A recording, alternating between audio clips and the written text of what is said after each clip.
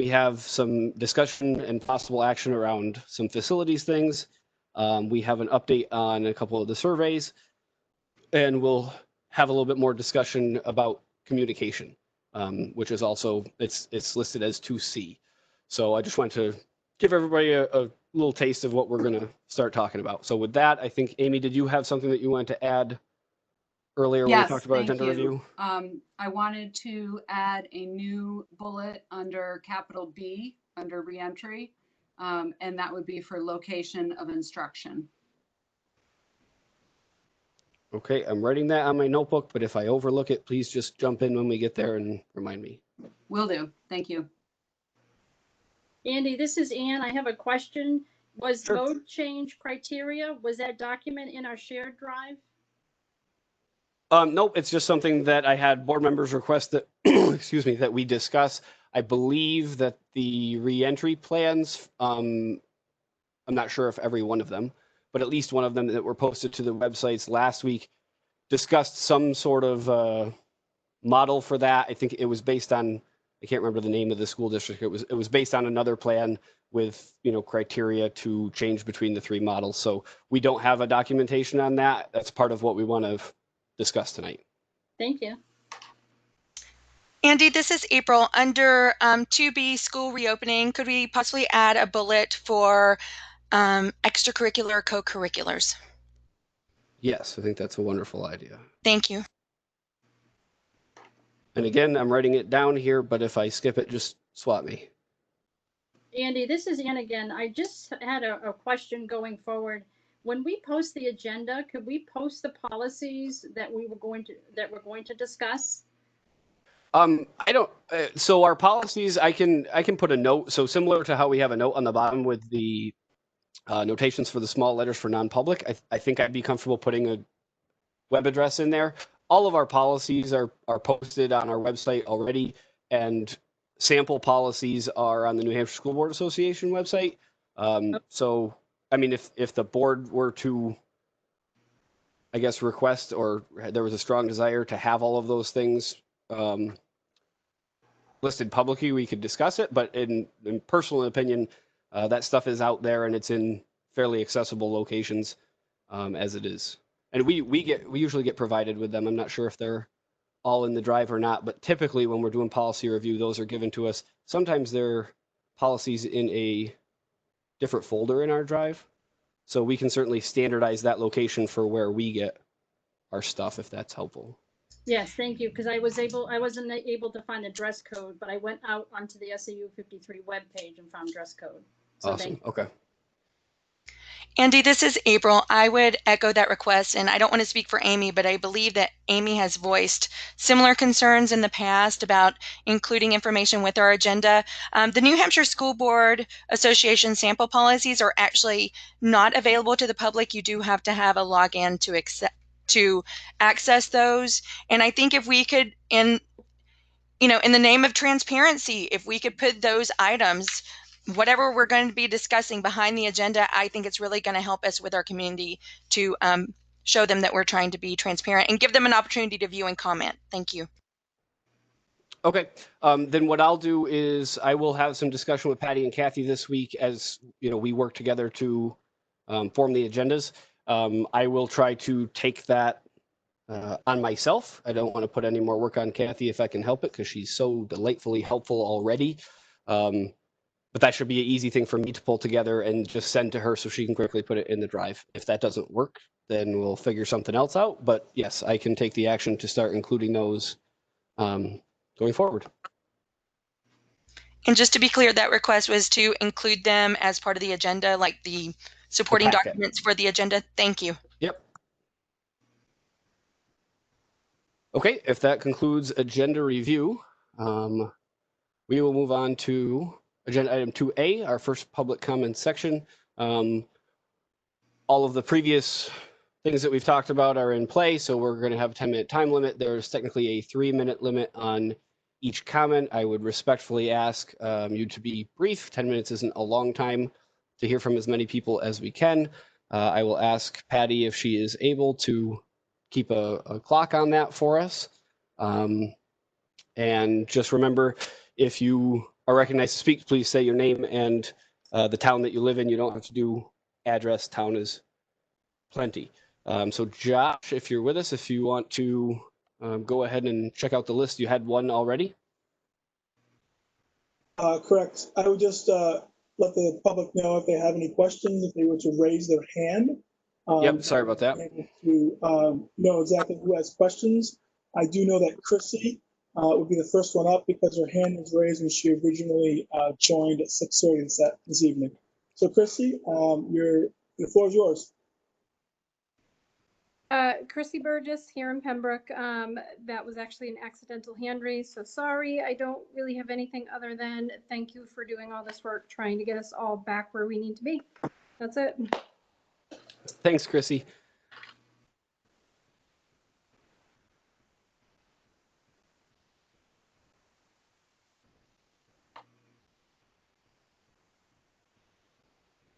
I actually do not see any hands raised at the present moment. We'll give it a few seconds and see if any pop up, and if not, we will see if we can. Josh, I guess I'll leave it to you as far as the phones. We usually go ahead and just unmute all of them and let somebody speak up if they want, but there's a pretty good number of call-in numbers tonight, so I'm not sure if you could unmute like 3 at a time, and I'll ask if any of those people want to speak, and we can kind of do them in chunks. Does that make sense? Yeah, that's fine, but I will let you know that we do have an additional question. Melanie Camello, the floor is now yours. Great. Hi, I just had a quick comment suggestion to the school board.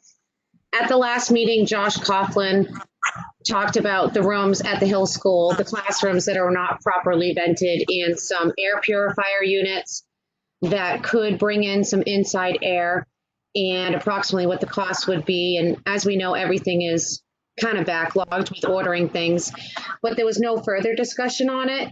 And just for the board, I was just curious if we were going to be moving forward with something like that before September 14th, when we have staff and students in those outside air ventilated classrooms.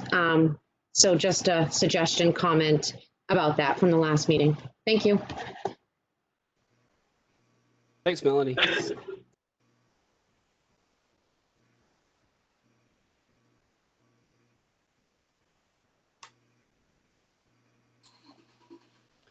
Any other hands, Josh?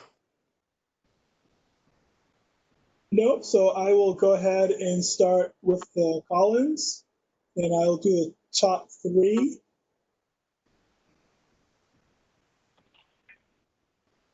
Okay, so this is going to be a little bit awkward, but there are 3 phone lines unmuted right now. If you are on the phone, I'm not going to read your phone numbers off because that would be inappropriate. But if you're on the phone and you have something to say, if you want to just go ahead and state your name, then if I hear you, I will recognize you. Going once. Going twice. All right, you want to hit the next chunk?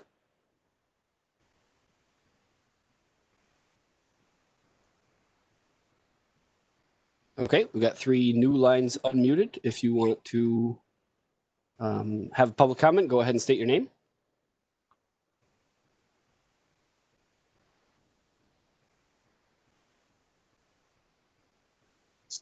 All right, Josh, I think we move on.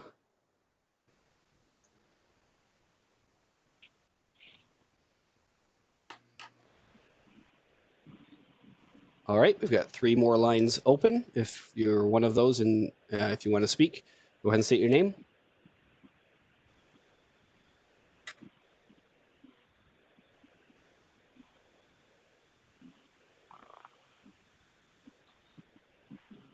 Okay.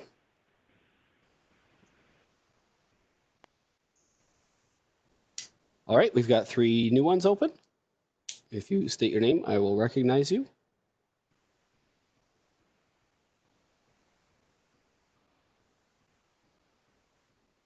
All right, I think we've got 1 more chunk.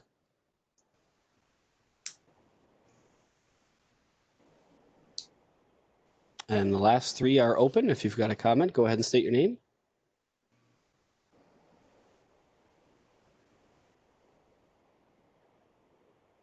All right, I think we're good there. 1 last call for hands, Josh.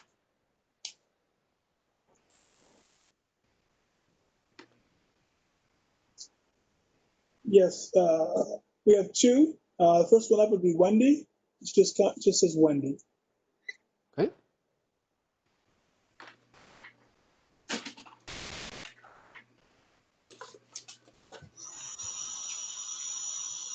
Wendy, if you're with us, you have the floor.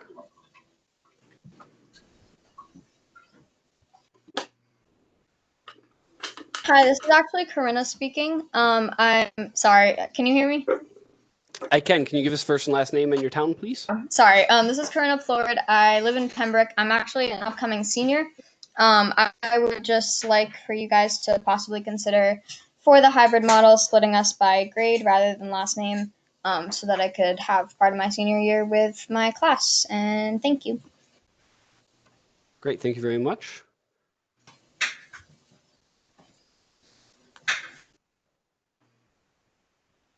Linda Frame, you're next.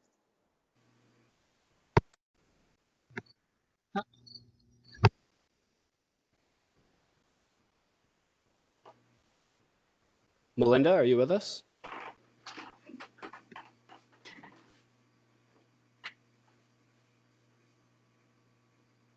Can you hear me? Yep, hear you now. Okay. I kept going back and forth. I think I was too fast with my finger. Thank you for providing taxpayers an option between the hybrid and the remote. I know on the agenda tonight, you're looking at how the school will shift between modalities at different points in time, being all remote and all hybrid. I've looked over the plan, and unless I keep missing it, I don't know if there is ever a point where once we make a decision, if we can switch. So if we were to choose the fully remote, even when the school goes hybrid, is there a point that we could say, this isn't working for my child, I'd like to go back to hybrid, or vice versa? And if not, if those could be communicated with us as families, as I think it's important as we're making our decisions. That's all. And thank you for all your hard work. Thank you. Any more currently raised, Josh? Yes, N. St. Ange, you're up next.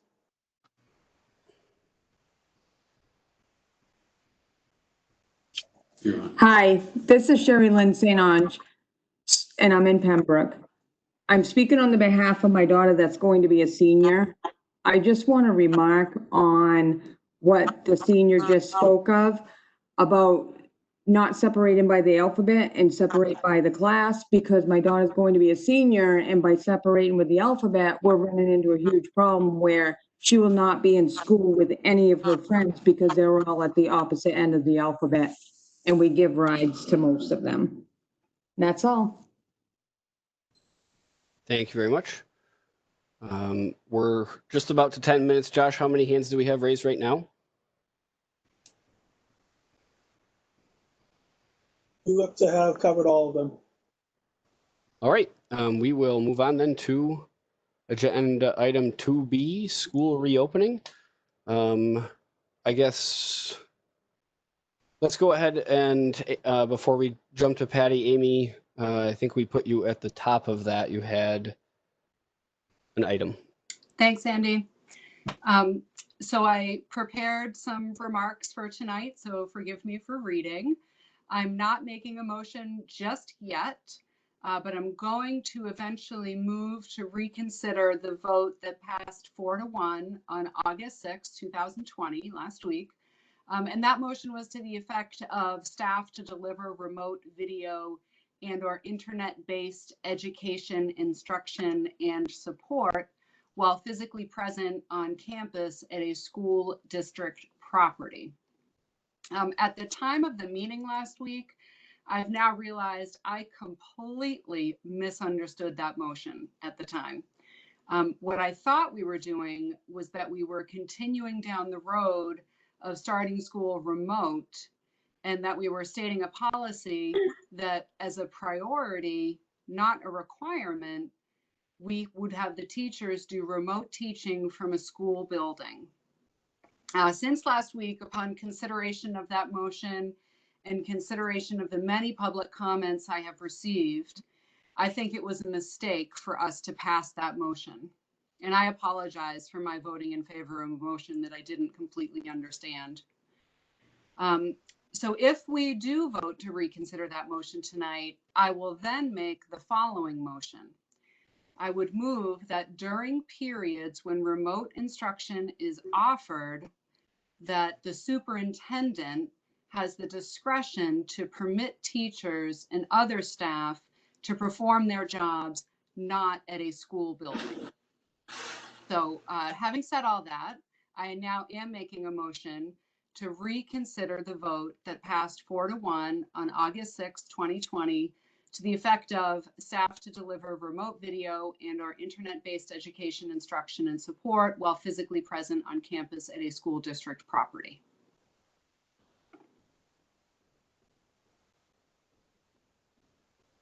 Amy, one quick point. I just wanted to say, I believe that it's a policy that if you have prepared remarks, that they get sent to Sandy to go with the minutes. So after the meeting, if you don't mind doing that, that would be great. I'll do I'll that. go ahead Thank and you. I will second your motion. So we need a roll call vote. Is there discussion prior? And has, This is just if if we're voting to or not to reconsider. Is that correct? That's correct. Thank you. Andy, is this the point where I ask questions about the reconsider? Or is this after we vote to reconsider it or not, then I ask my questions? I guess it depends what those questions are. If you've got questions for about specifically the reconsideration, that would be now. If you have questions regarding the next motion, if this were to pass, about what the new decision would be, I guess is a good way to say it, then that would wait until then. All right, thank you. I'll wait.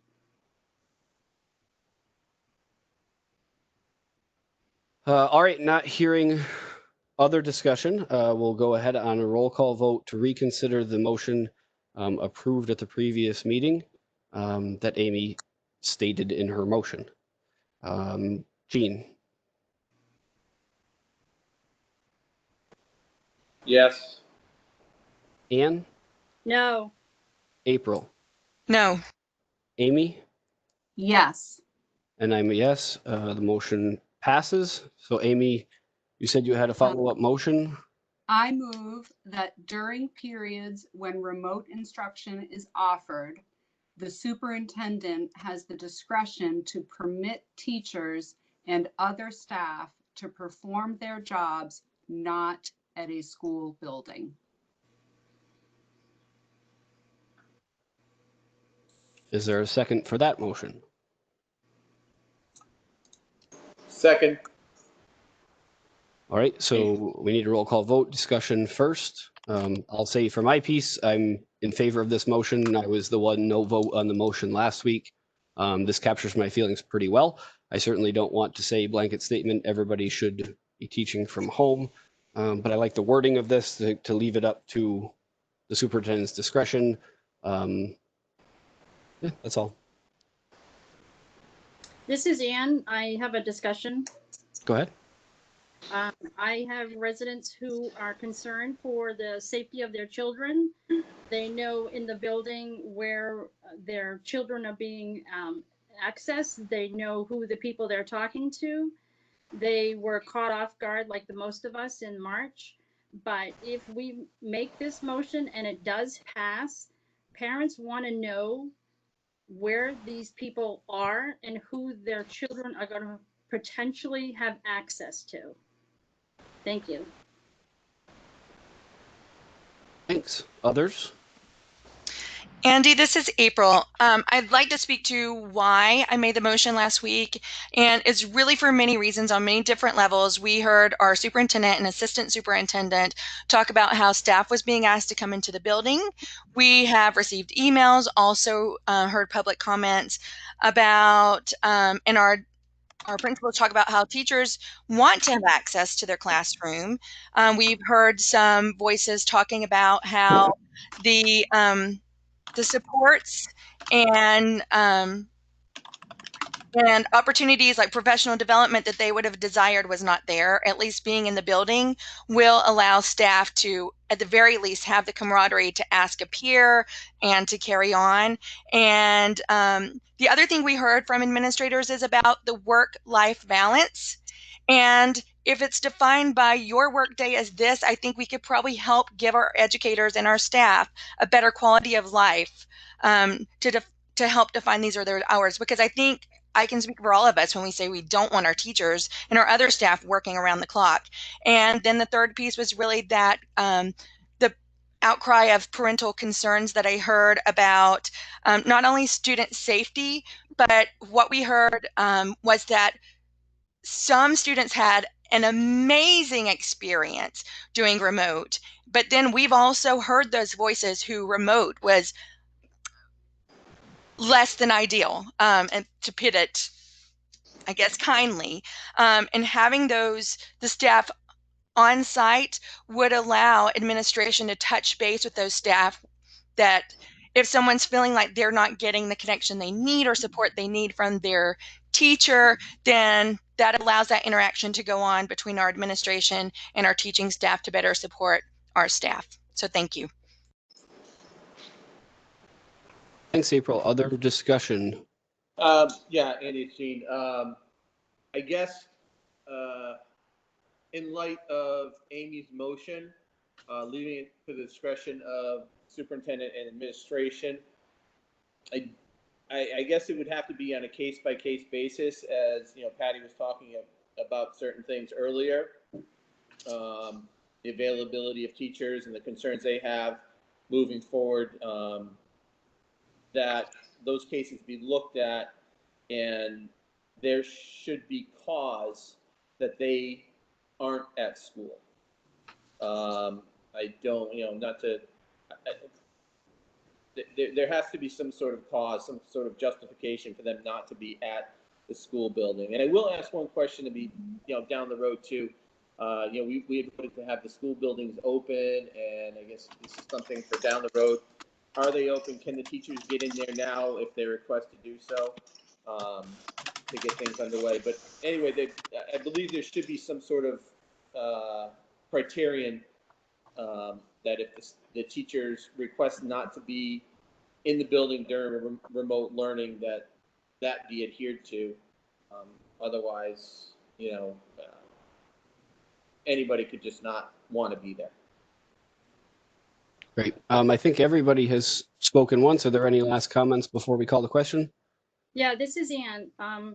So if this motion carries, would the residents be able to contact Patty to find out who their child would have contact with?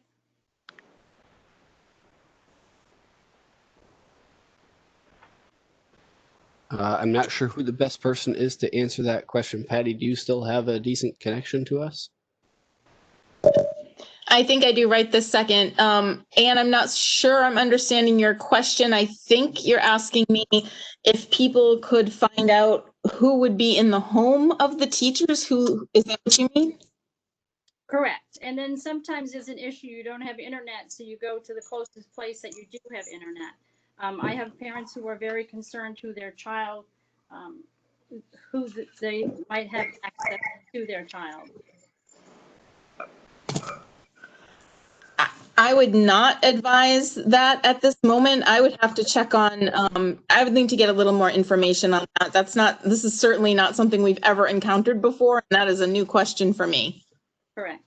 My second question is, if we if we decided tonight to go full in class, is this another situation that the teachers would say, no, we're not coming to school if we voted to have a full in class for students?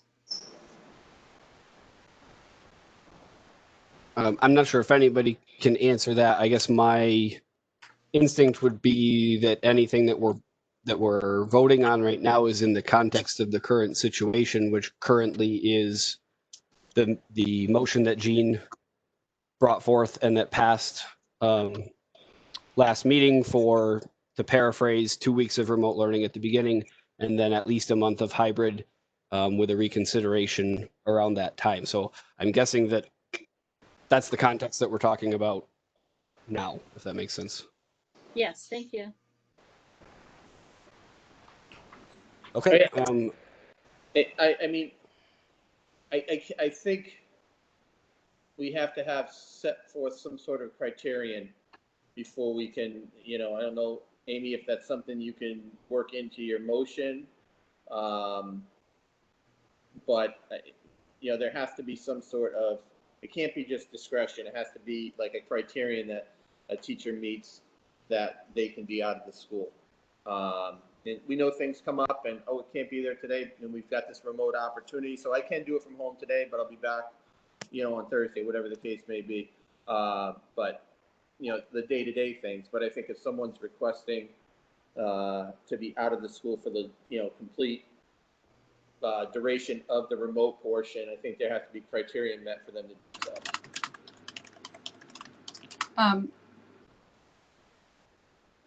Let me just try this on for size. I will say, first of all, I'm deferring to your comments here. I don't think we need those standards. I think it might be bordering on micromanaging the administration, Yeah, but I'm not opposed to it. And so what about something like,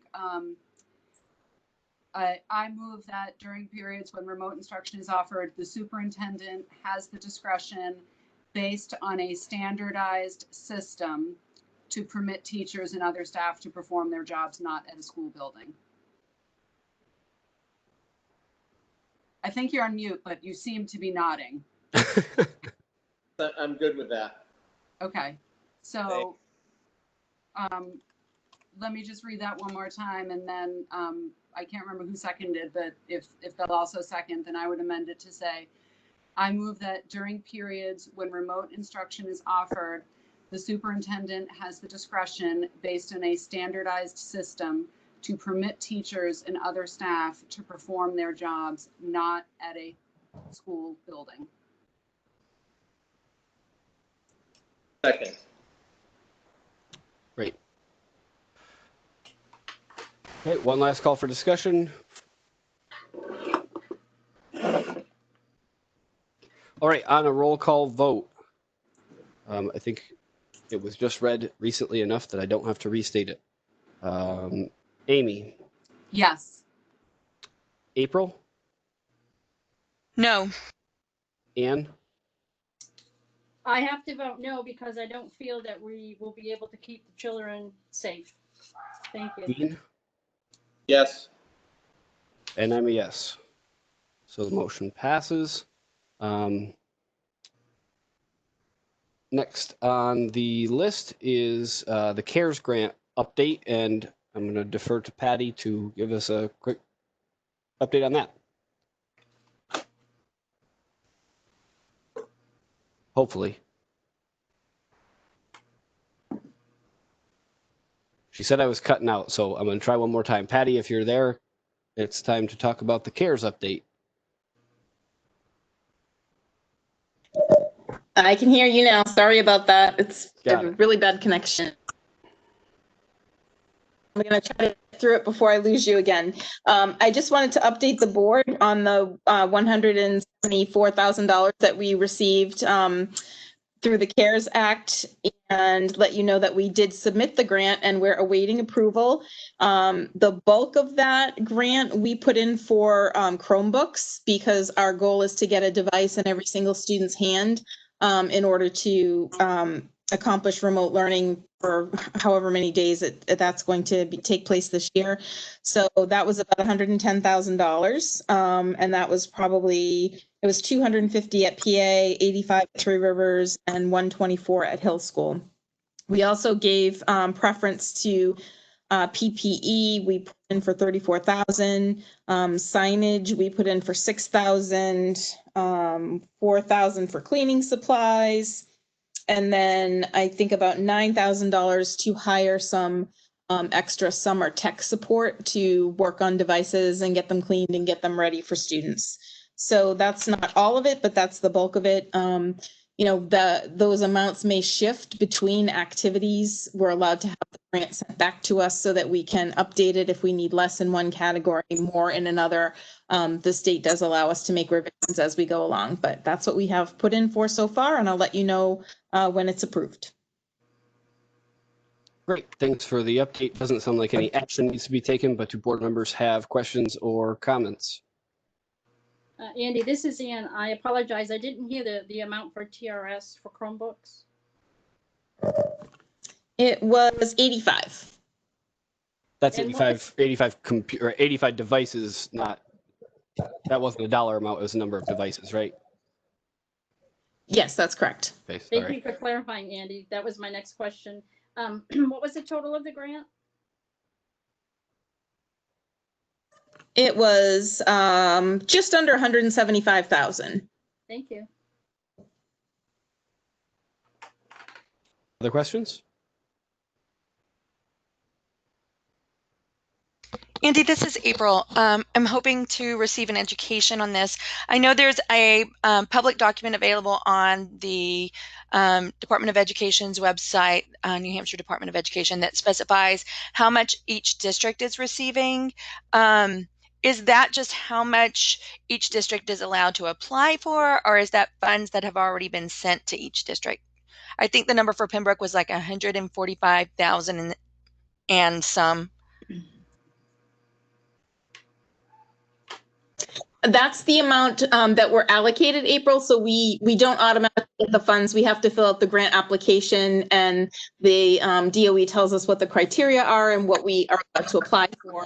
And we actually submit the grant application. And once it's approved, we can start expending funds and putting in for the funds.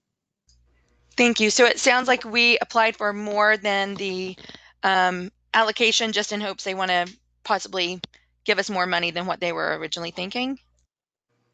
No, the grant is for just under $175,000, and we put in for most of it, but I think we still have a little bit left. Thank you. Patty, I have another question. So Josh came with a lot of great information last week and a lot of different numbers on what needs to be purchased. So where would that money be coming from? What part of the budget would we be saving that we would be able to purchase all those items that Josh states that is needed? I don't know that I could point to any savings in the budget, Anne. Unfortunately, the things that we put in for the funding in the grant are, things like PPE and signage and cleaning supplies. Those are all things that we need to buy as a result of COVID. So there's no savings in the budget and in that category. And then Josh's proposals, which he will need some direction on tonight, to buy the portable units for each classroom, that would need to come from somewhere in the operating budget. Yeah, that was my question. What would happen if we get to the point, this is going to be a very expensive year. So what would happen if we get to the point that we have spent our budget? I'm not being brand new to the school board. I'm sure if they do it something differently than the selectmen would. Sure. So if we chose to overexpend the line in Josh's facilities budget, then we would need to take it from someplace else. So, if we can order enough computer equipment, hopefully out of the grant, maybe we can free up some of the technology replacement line in the budget. I don't know that yet. I think that's part of the reason that we've been proceeding very cautiously and slowly with our budget, not knowing what some of these expenses were going to be. And we do have trust funds at some point in the year. If things are looking like they're a little bit tight, we may have to access some funds out of those too to cover our costs. Thank you very much, Patty. You're welcome.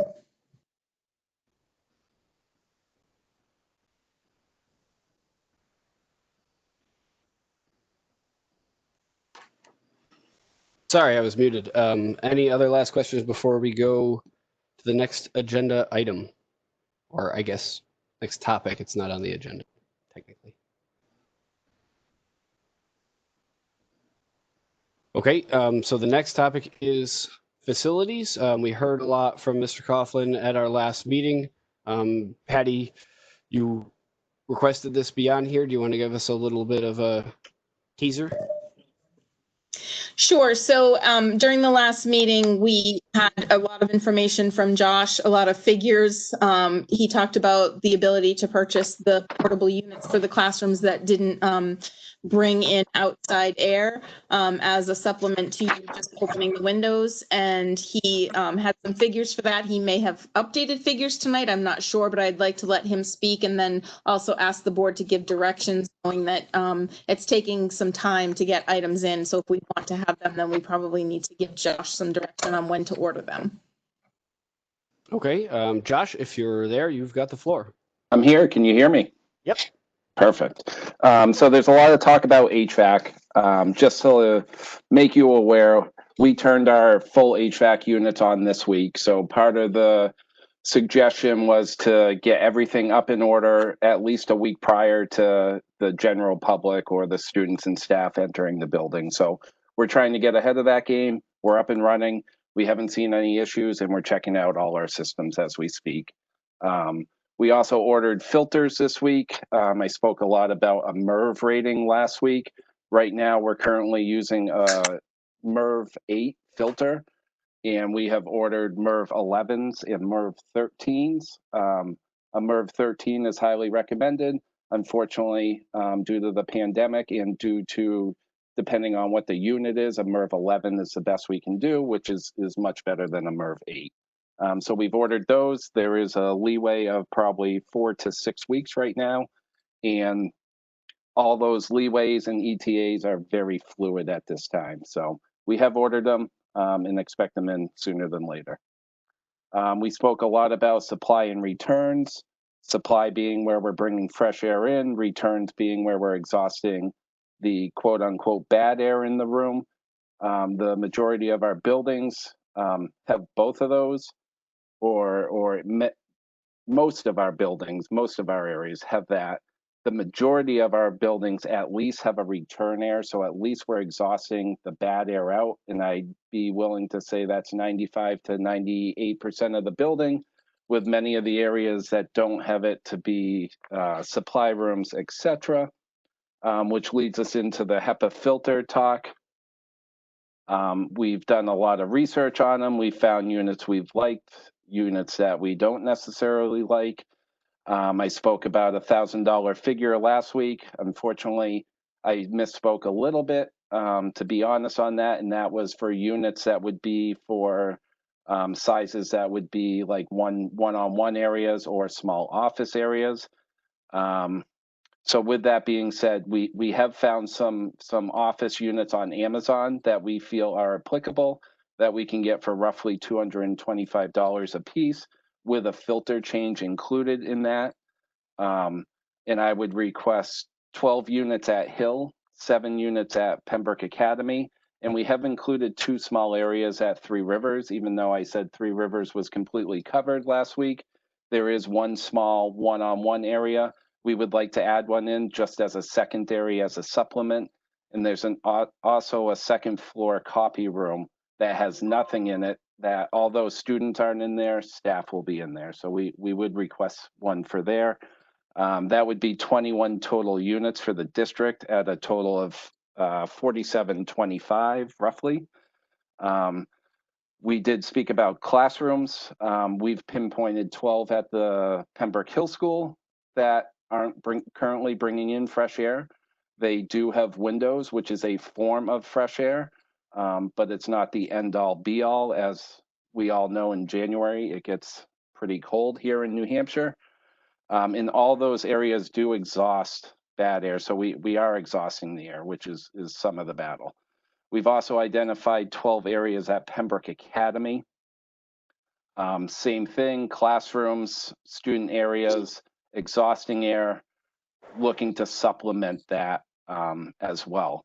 We priced those out. We found some for under 1,000 that we really like through our warehouse. Those have a current 10-week ETA, and you have to order those in multiples of 10. We then went to a couple of our suppliers. One supplier was $1,750 with a filter change. Another supplier was $1,800 without a filter change. So I would recommend that we go with the $1,750 24 units for a total of $42,000. Then lastly, I also looked into some negative air pressure machines, which we will be required to have for our nurse rooms, our secondary nurse rooms in particular. But I would say if we're going to supply our secondary nurse room, we might want to consider supplying our primary. These are units that are commercial based. They're portable. They're not the $10,000 machines you might see from a ServPro. They are $600 on Amazon. Again, they're portable. They can go with the nurses. They are going to clean the air and discharge the air, very similar to the HEPA filters we just described above. And that's a total of $3,600. So couple different things going on there, and really looking for direction on how to proceed. I guess one thing I forgot, the ETA on the classroom units as of this morning was 2 to 3 weeks. And the ETA on the HEPA negative air pressure is 1 to 2 weeks. Again, I can't stress enough, that's a very fluid situation. What is today could change tomorrow, as we're all based off the world and specifically the healthcare industry and what they order at any given time. Josh, I think I got the two numbers, the totals for 4,725 for small units and 42,000 for classrooms. I missed the total number of units and the total price for the negative pressure. Could you give me those again? So 6 negative pressure, 600 a piece for 3,600. I guess one thing to add there is we do talk about our long-term planning, and I did speak about our long-term planning in our capital improvement report. So with that being said, on that report, we've left the Hill School out because we expect to see that on the renovation committee report. We have Pembroke Academy on that report with small segments to try and save up to get some what are known as unit ventilators, which these machines would be supplementing. And I would just state that covering 24 total classrooms and then roughly 21 small one-on-one / office areas for a total of 45 areas at just under $50,000. Seems like a lot, but 1 unit ventilator 4 years ago per my price to get it onto the capital improvement plan was around $40,000. So just to kind of give you an equation of what we need long-term and what we're planning for and what this is going to cover short-term to supplement those teachers and students. Thank you for that information. So Josh is looking for direction. So I guess before I open up for discussion to the board, I will see if anybody's prepared to make a motion, because then we can have the discussion within the motion. If not, then we will discuss anyway. Andy, it's Gene. Go ahead, Gene. I'd like to make a motion. The motion being that the Pembroke School Board authorizes and instructs Mr. Coughlin to purchase the aforementioned ventilation units as discussed, with the funds to come from the appropriate expendable trust. Is it the trust or the budget? I would say a number like this probably should come out of a trust, if that's at all possible. Josh, can you tell us, or Patty, is there a trust that we are agents to expend that would be appropriate to use funds from for this purchase? So we do have a building equipment trust, but I would defer to Patty on how we can gain that money, just because some trusts are different than others, and I can't speak to that right now without doing a little bit of research. Would be authorizing Josh to make the purchase. Authorizing something to come out of a trust fund is a separate procedure. So we would have to provide public notice before we were to take any funds out of a trust fund and have a public hearing. So tonight you'd be able to authorize the expenditure of the funds, and then in a future meeting, you could discuss whether you wanted to take it out of the budget or out of a trust fund. Okay. The other thing, Gene, I wonder if we specify a funding vehicle and then whatever, a month from now, the federal government or the state government offers another round of relief of some sort. Possibly this would be reimbursable through that, or we could apply funds to that. And if we've already specified that the money's coming from somewhere else, I'm worried that might preclude us. Yeah, that's fine. That's fine. So I'd like to restate my motion then to authorize and instruct Mr. Coughlin to purchase the portable HEPA filters, negative air pressure, portable negative air pressure machines as soon as possible.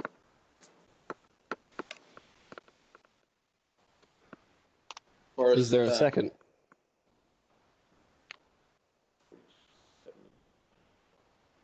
I will second that motion. Is there further discussion? Hi, Andy. This is April. I actually have a question about the information we just heard. Sure. So I'm just curious about, is the building that the bridge program is housed in, that's grade 5s through 8, is their needs wrapped into the numbers we heard from Three Rivers School? If not, could you give us an update of what is needed? Because I'm not sure the age of that building, but it looks like an older building. So I can speak to that a little bit, that Ms. Gersha is ordering on this end, she's ordering HEPA filters for specifically the bridge, and I believe the TLC. I just have a follow-up question. Is that house school district property? Like, are we required, because if we own that building, are we required, is there a liability for this district to purchase it versus the SAU? Since it's our property. So we do own that building, and we take care of the facility of the building. If the window breaks, we repair it. If the plumbing breaks, we repair it. Should they bring in anything for their program, they purchase it.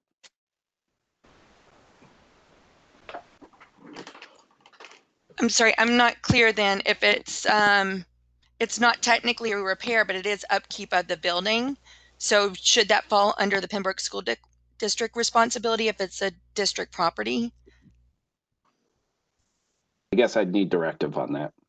Josh, is it, I might be able to clear this up if I'm understanding both of you correctly. Is this a portable, movable unit that like you bring in and set in the middle of the room, or is this something that is permanently affixed to the building? This is a portable unit. Okay, so then maybe April, it falls under what he said about if they bring things for the program, then they purchase them. And this is supplemental to what we have. So I think the bottom line is we don't necessarily have to provide this. There are other avenues we could take, such as considering the windows good enough, considering the exhaust air good enough, or considering closing down the classroom and moving them elsewhere. So to me, this would be a supplement, is how I would look at it. Thank you. That's very helpful. I appreciate that answers. And Andy's clarification. Thank you, Andy. Any other questions before we move the question? Yeah, this is Ann, and I just have a question. I got out our annual report, and on page 76, it has the amounts of what is in the trust balance. So there is a major equipment and labor fund, but this would not fall under that, correct?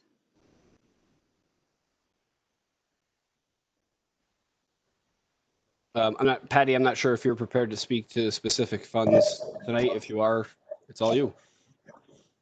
And can you just repeat that? I didn't hear the exact name of the fund. It broke up. Sorry. Sure. One of the funds is major equipment and labor fund that has $147,000 in it. We are agents to expend. Would it come from there? Yes, if you choose in the future to use trust fund account for that purchase, then yes, it would come out of an equipment. The only thing that might not is I'm not sure how much those filters are, but they might be considered a supply and they may not be able to come out of that fund. Thank you. The second question I have, Josh, on all of these items that you listed, is that something that is self-installed, or is that something we would be hiring a contractor to do? Yep, so these would be self-installed. I would get them delivered to Pembroke Academy. We would inventory them and then ship them out to the respective areas. And they would literally just be a unbox and plug in, and then take care of the filter. Another question I have is, I know our policy is anything over $10,000 that we go out to bid. So do you have 3 different proposals? I know you did say one was $1,800 without a filter change, and one was $1,750 with the filter change. Yeah, so I priced it 3 different prices.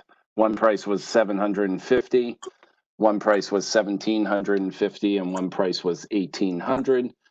And in the times, it's tough to price apples to apples right now. So you're going to the warehouses, you're going to the vendors to see what they're supplying and what they can get their hands on.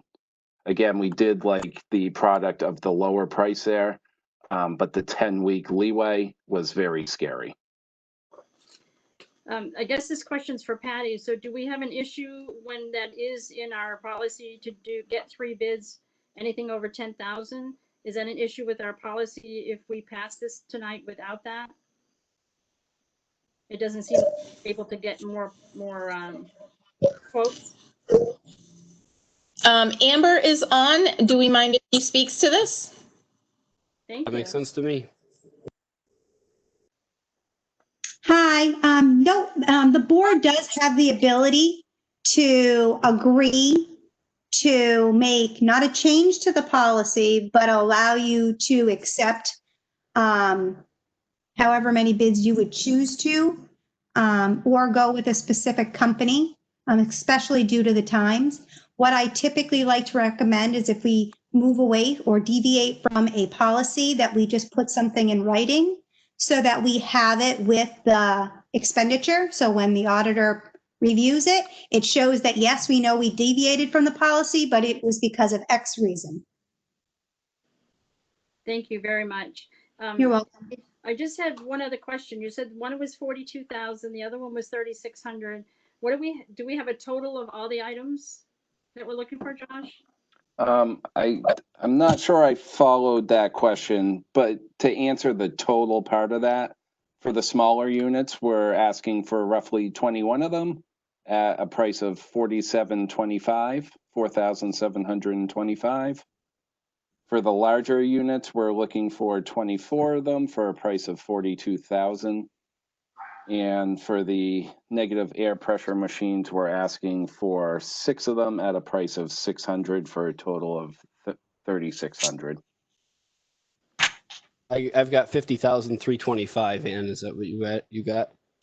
Almost. Thanks, Andy, for going quicker than I am. and That's what I I have. apologize. I'm sorry. I just did have one more question. So if we, like I said earlier, it's going to be a very expensive year. And if we go through our budget and we're able to move lines from here to there, what happens if we are totally out of money? So we go through the trust. I have a feeling that this is going to be a pandemic that's lasting longer than we anticipate. I haven't been through this before. So what would happen if we went to the trust, which I know you wouldn't want to spend all the way down? At what point do we go back to the taxpayers? Amber, do you mind giving us a rundown of the doomsday scenario if we run out of money before the end of the year? If we run out of funds, including exhausted all expenditures and revenue, we would have to have a special meeting. Is that what you're asking, Ann? Yes, I just wanted to find out what our end is going to look like, the light at the end of the tunnel. So that would be like a special meeting like we have in March. Yes, but it would be at whatever point in time we realize we've exhausted funds. Oh, okay. We very, very closely watch our budget. Oh, yeah. And as Patty mentioned earlier, if we know we need to overexpend a line, we are constantly reviewing the budget to see, can we hold on this at least until we get closer to the end of year? Because it's not just budget appropriation, we also have revenue appropriation as well. And so we just watch those very, very closely every month, and sometimes multiple times a month. I run reports. So Patty's always in the know as to where we're at. And what happens is if a administrator submits an expense, we review that line before the expense is made so that we can be sure that they have enough in that line. And if they don't, then we have conversation and they submit an approval to actually move funding from one line to another so that we know how much we're over. So we're not overexpending the overall budget. Thank you, Amber. Yes, I realize that you do a lot of work watching this constantly. I just have never been through this situation, so I just wanted to find out what it would be called. Sure. Thank you very much. You're welcome. Great. So we've got a motion on the floor to purchase the materials that Mr. Coughlin presented to us. I believe for a purchase price $50,325. That's a fluid number, so I don't think that's part of the motion. Gene, do you have your motion written down? Do you mind restating if you do?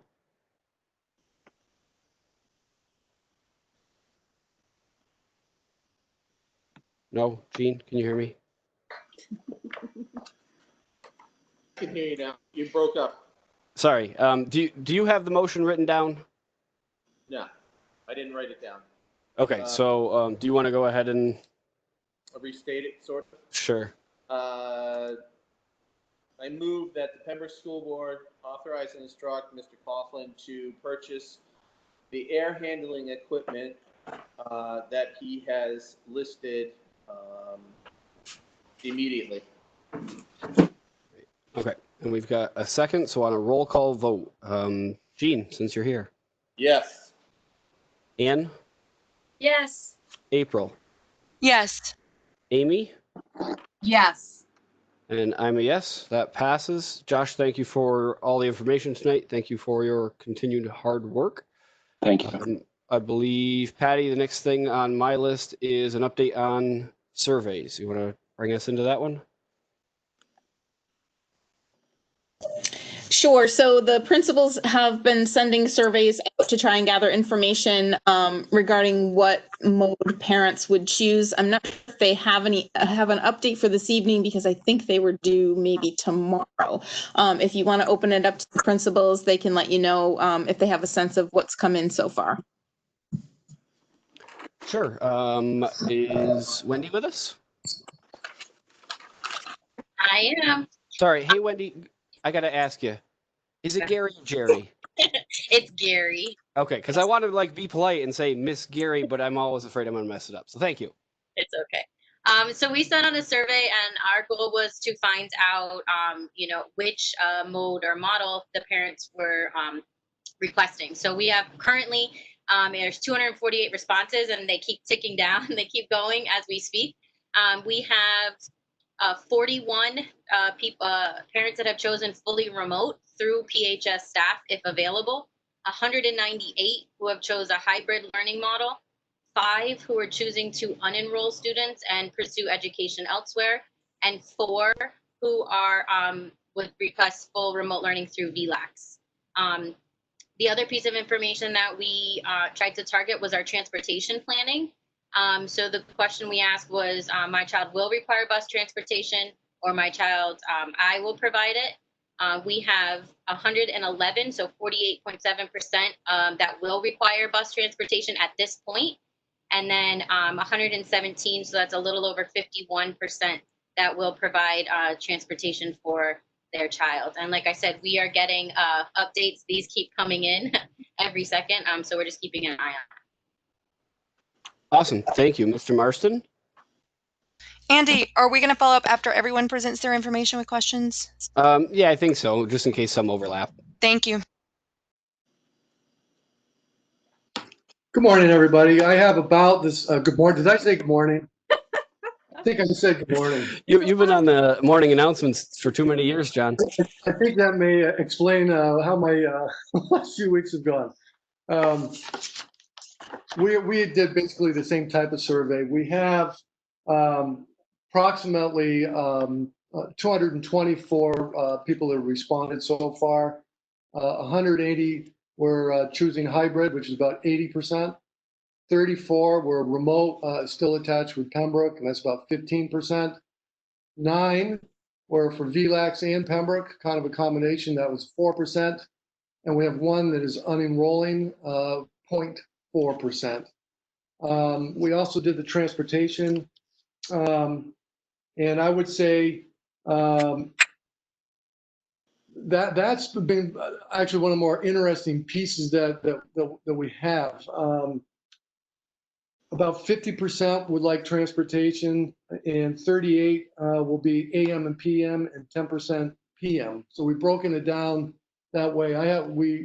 That's basically a general view of the transportation, but we'll have to drill down further, a little bit further in that. So that's going to be a little interesting to see how that plays out. We may have to deal with traffic if these numbers stay the same with that many people transporting their own child. Great. Thank you, Dr. Morris. Hi, everyone. So we have 480 respondents at this point. Tomorrow is the last day that we're accepting responses, so hopefully we'll get a few more. We have approximately 430 that have chosen the hybrid model, and then we have approximately 38 or so that are choosing fully remote learning through Pembroke Academy. We had, at this point anyway, 4 that chose full remote learning through VLAX, and then we have approximately 13 that have chosen a combination of remote learning from VLAX and Pembroke Academy. In addition to that, one of the other questions that we asked was if you're a blended family and you need to have your student change to a different cohort to help facilitate transportation and to stay with siblings of that family that just happen to have a different last name, and we're going to make those accommodations as best we can. Thank you very much. Questions from the board regarding those survey results so far? Andy, this is April. One thing I didn't hear reported was not only do we need to know who's planning on coming, who's not, how they want their mode of instruction, but access to technology. Who needs access to maybe a Chromebook or a tablet? Who needs help getting access to an internet services so that students are ready to roll the first day of school? And how many of those students who need lunch, particularly those who are remote, so that we can provide those services or help kids get ready for the first day of school? Thank you. Other comments or questions for Patty or the administration regarding these surveys? This is Ann. I have a question for Pembroke Academy. How many students unenrolled? At this point, we have 4 students that are choosing full remote learning through VLAX. They aren't necessarily unenrolling. They would still access, for instance, their school counselor to work through their pathway to graduation and to make sure that they've met all of their graduation requirements. So they're still receiving some services from us, but in terms of their course load, that is going to, at least at this point, they've identified that would all be through VLAX. So you haven't heard of any students that would be going to a private school or a charter school? I haven't seen any of that yet. And are all of these Pembroke residents, or are these sending schools also, sending towns? Sending schools as well. Thank you. You're welcome. Yeah, April. Oh, I'm sorry, April. I did have some of those numbers. We did put those out. I just didn't disclose them. We have about 136 kids need Chromebooks, and about 11 students would need lunches.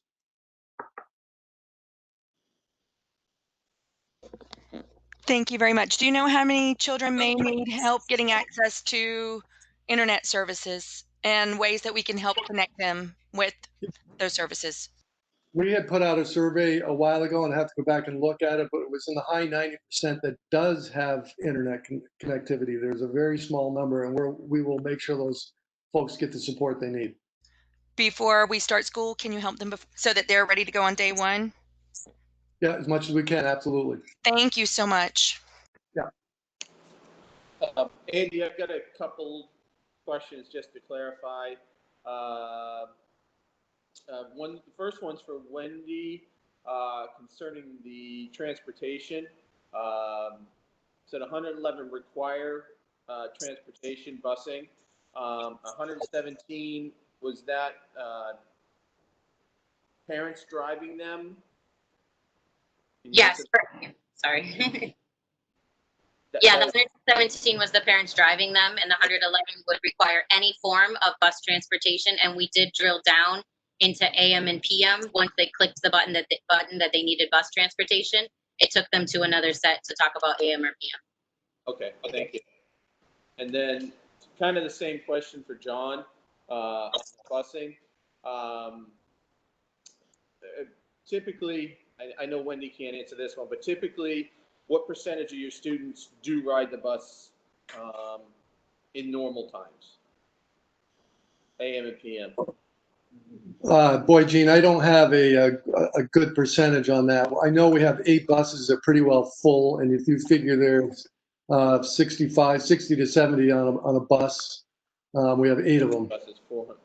So okay, so that just goes again to the traffic thing. So at this point in time, I think we should ask Patty to reach out to PD and kind of let them know what's happening and give them the numbers so they can anticipate the impact on the local traffic around Pembroke Academy, Three Rivers, and Hill. Absolutely, Jean. That's on my list. I need to reach out to several local officials moving forward, and Chief is on the top of my list. Thank you. Yep, and I would add too, some of that will be mitigated as long as we're in hybrid, because with those numbers, only half of them roughly would be attending each day. So hopefully we can all get through town. Yeah, that's true. I was just looking at the whole number. Sorry. Andy, do you mind if I clarify one answer Go ahead. to Dan's questions earlier? Thanks. And we do have 4 students that have identified that they are unenrolling from PA. Okay, and and you also have 4 who were just going straight BLACs, not unenrolling? I thought it was, yes, that's correct. Thank you. You're welcome. Thank you. Andy, can I just ask a question? I guess it would be to Patty. Sure. With Jean bringing up the police for traffic, have we notified fire and an ambulance that the school is not going to be full until the second week after remote? Just FYI. No, and that's what I meant when I said I needed to speak to local officials. We still have to reach out and let them know what our intentions are at this point. And we meet with all the safety officials several times a year, and we need to try to set one up so that we can talk about planning. Thank you. Sure. Andy, this is April. This is just kind of a follow-up question.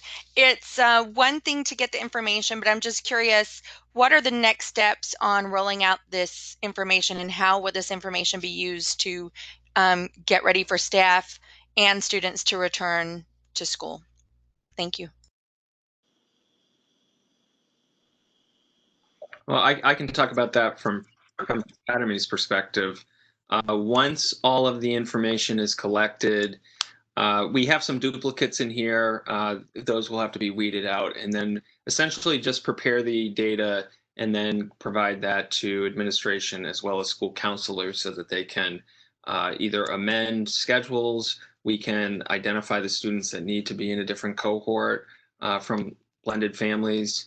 And then also for school counselors to reach out to those families to confirm, for instance, that they are going to take all their courses through VLEX, that kind of a thing. Thank you, Dan. Yeah, Three Rivers, we are actually currently trying to build our schedule, and once we start building this schedule, we're going to be able to see where we place kids according to their cohort, but also according to the remote requests, particularly when it turns into hybrid, if it turns into hybrid. It's a very fluid situation, and the one thing about data and some of our systems we use, they're not real fluid. So we have to plug in numbers, and then we may have to spin on a dime once again, and that's very hard to do when you have a really data-driven student information system. So we're trying to be as flexible as we can with that.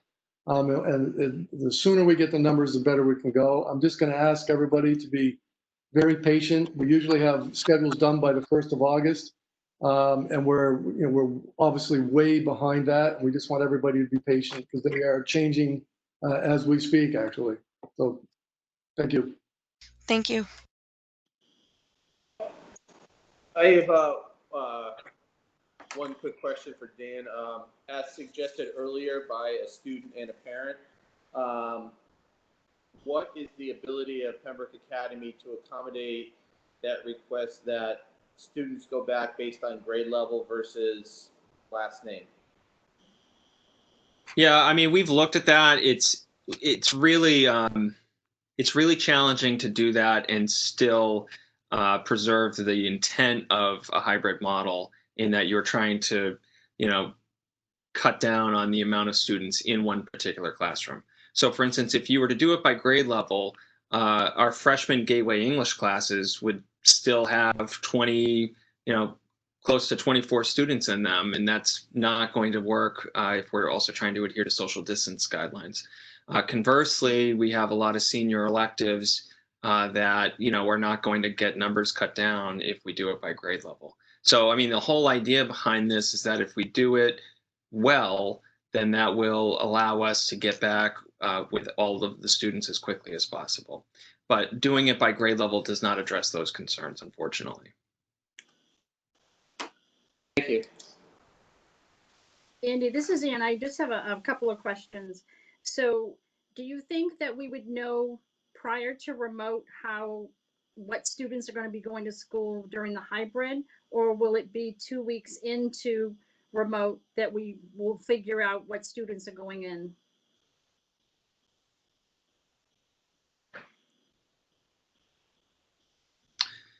And is that particular to PA, or I can answer? Well, no.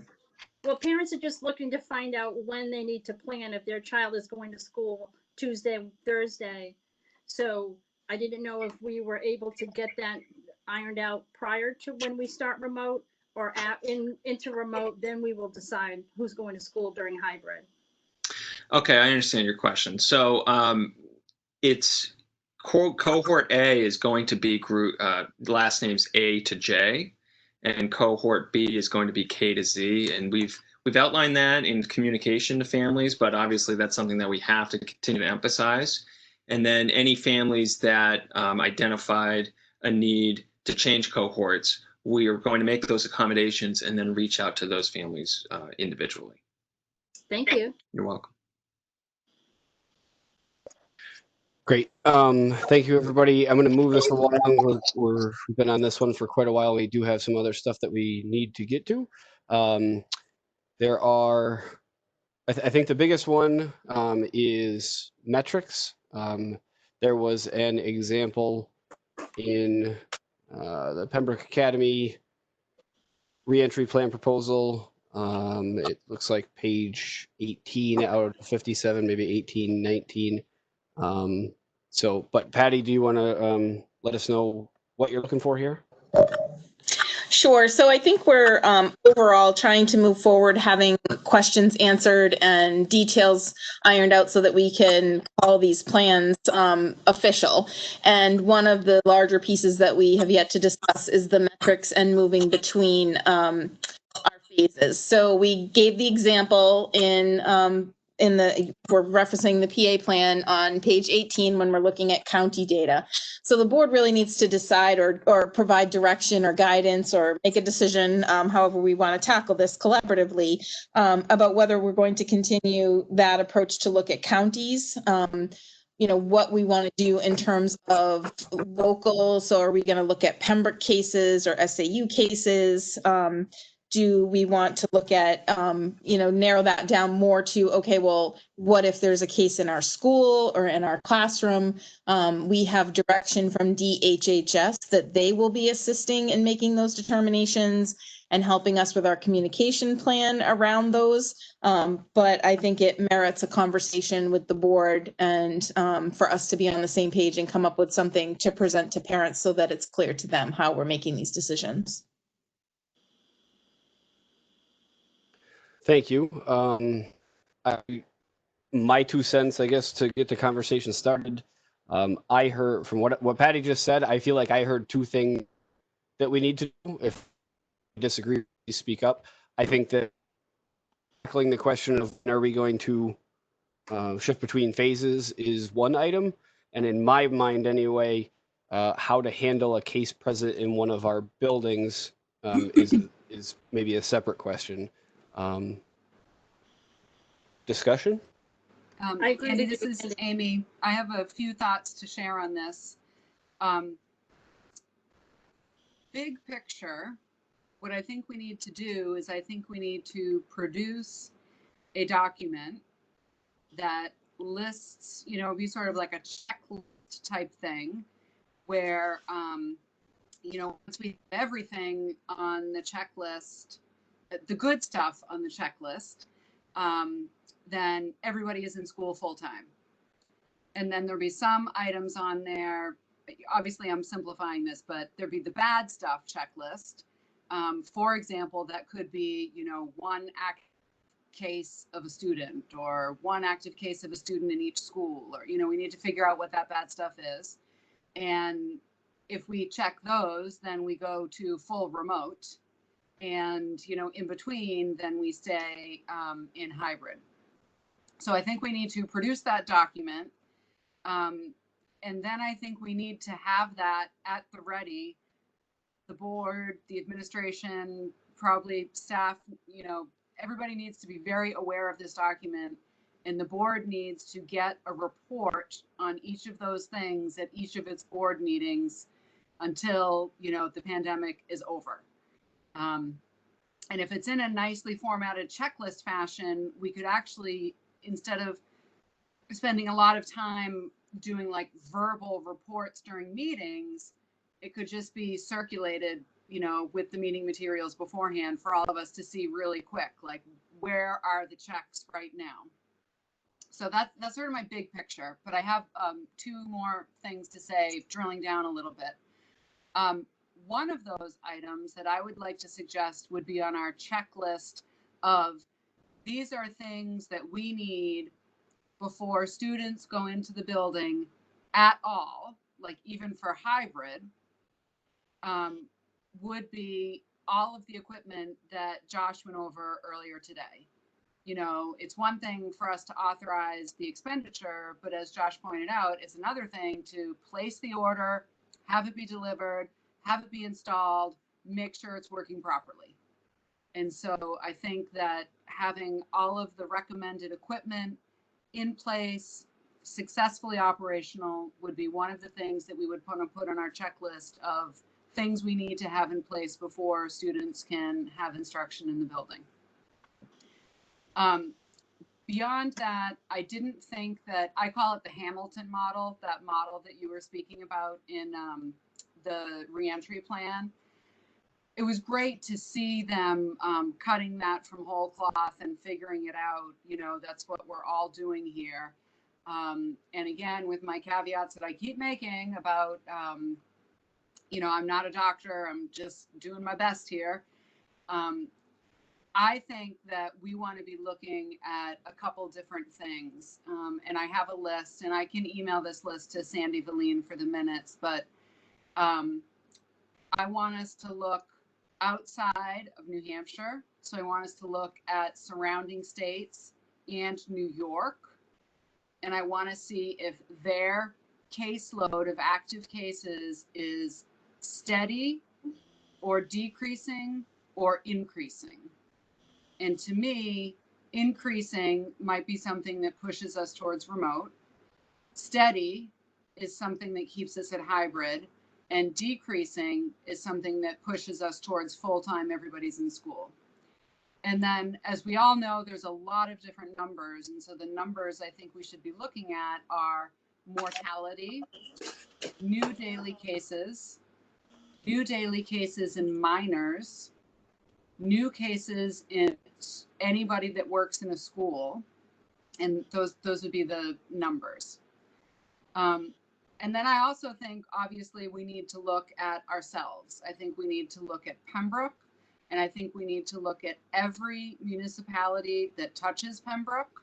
And I think we need to look at, for the same things, our numbers steady, decreasing, or increasing.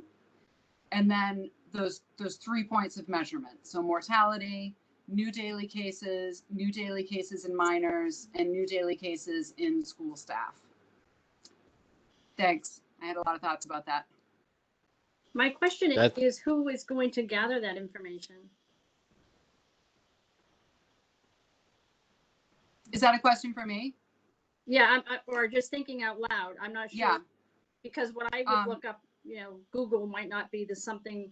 Is it from each department or each state medical office? I would look to the superintendent for her and her staff to prepare this information. Okay, thank you. Patty, do you or the school nurses or somebody receive periodic updates on some or all of the information that Amy just mentioned? I do not receive anything. Any information that I have is that I've gone digging for and looking for on different sites. Okay, thank you. Andy, Other opinions? Andy, do you think it would be something that our Department of Health and Human Services in New Hampshire would know? They may. I think it's a good conversation to have because I think, like you said, like other people have noted, there's a lot of different sources. I think that we need to, probably in that document, we need to define where we're getting these numbers from.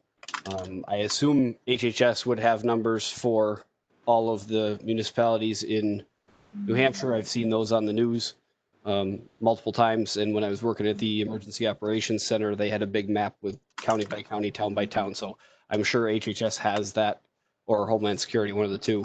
So we should be able to get that. The New England stuff, I'm not so sure, but I would hope that CDC or some other government website would have real-time statistics on that as well. But I think it is important that we would define, when we pull those numbers every 2 weeks or whenever it is, where we are getting them from so the public is aware. I have another question is that Dr. Fauci was on the World News Tonight the other day, and he was saying, yes, the children need to go back into school, and it does depend on the state. So I wonder, Amy, why would we be looking at New York if we're looking to see what New Hampshire is doing? Is it because we may travel to New York? And you were breaking up, but I think you were asking why do I feel that we should be looking at data about New York? Yes. Yep. Okay. Because we have a lot of exchange. We are part of a global economy. I don't really think we need to look at like Italy and Australia. That's probably too attenuated. But I do think that with the rates in Massachusetts and New York, I think we need to be looking at all the New England states and New York because of the exchange that we have. There's a lot of interstate commerce, recreational travel. Now, I don't think that the New York numbers would be the most important thing that we would be looking at, but I think we'd be silly to completely ignore it. Thank you. Other questions, comments regarding metrics? Yeah, Andy, it's Gene. I do agree with Amy in the sense that we need to, instead of just focusing right here on Pembroke and maybe Merrimack County, we have to be looking out beyond that. But I think it would be burdensome for us to direct the superintendent to be gathering that information from around all of New England. I would ask that the superintendent be in contact with HHS, looking at their trends and the data they may be collecting from surrounding areas versus, having the superintendent go out and try to gather that information on their own. So, I would certainly, encourage and maybe direct the superintendent to be in constant contact with New Hampshire Department of Health and Human Services for that information that would directly impact us. And if they don't have more distance information like Massachusetts, New York, Vermont, whatever the case may be, then, find out through HHS where that information, can be found. But I think HHS would be the starting point for administration as far as the numbers go. Yeah, I agree with Eugene. And putting one more thing on Patty or her staff is one of the lower things on my priority list. She's got a lot to do. I wonder, if we're going to define in this document where we're getting the statistics anyway, we're going to agree on that source. Then there's not really a whole lot of argument there. I wonder if somebody on the board would be willing to produce that, or if we could do it on a rotating basis or something. So, I don't think if we have sources defined that it should take a whole heck of a long time to do it. Is it something that we could do? Andy, I would volunteer for that. Great. Amy, did you have your hand up? Yeah, I just had a comment. I wanted to clarify what it is that we're doing here on this agenda item.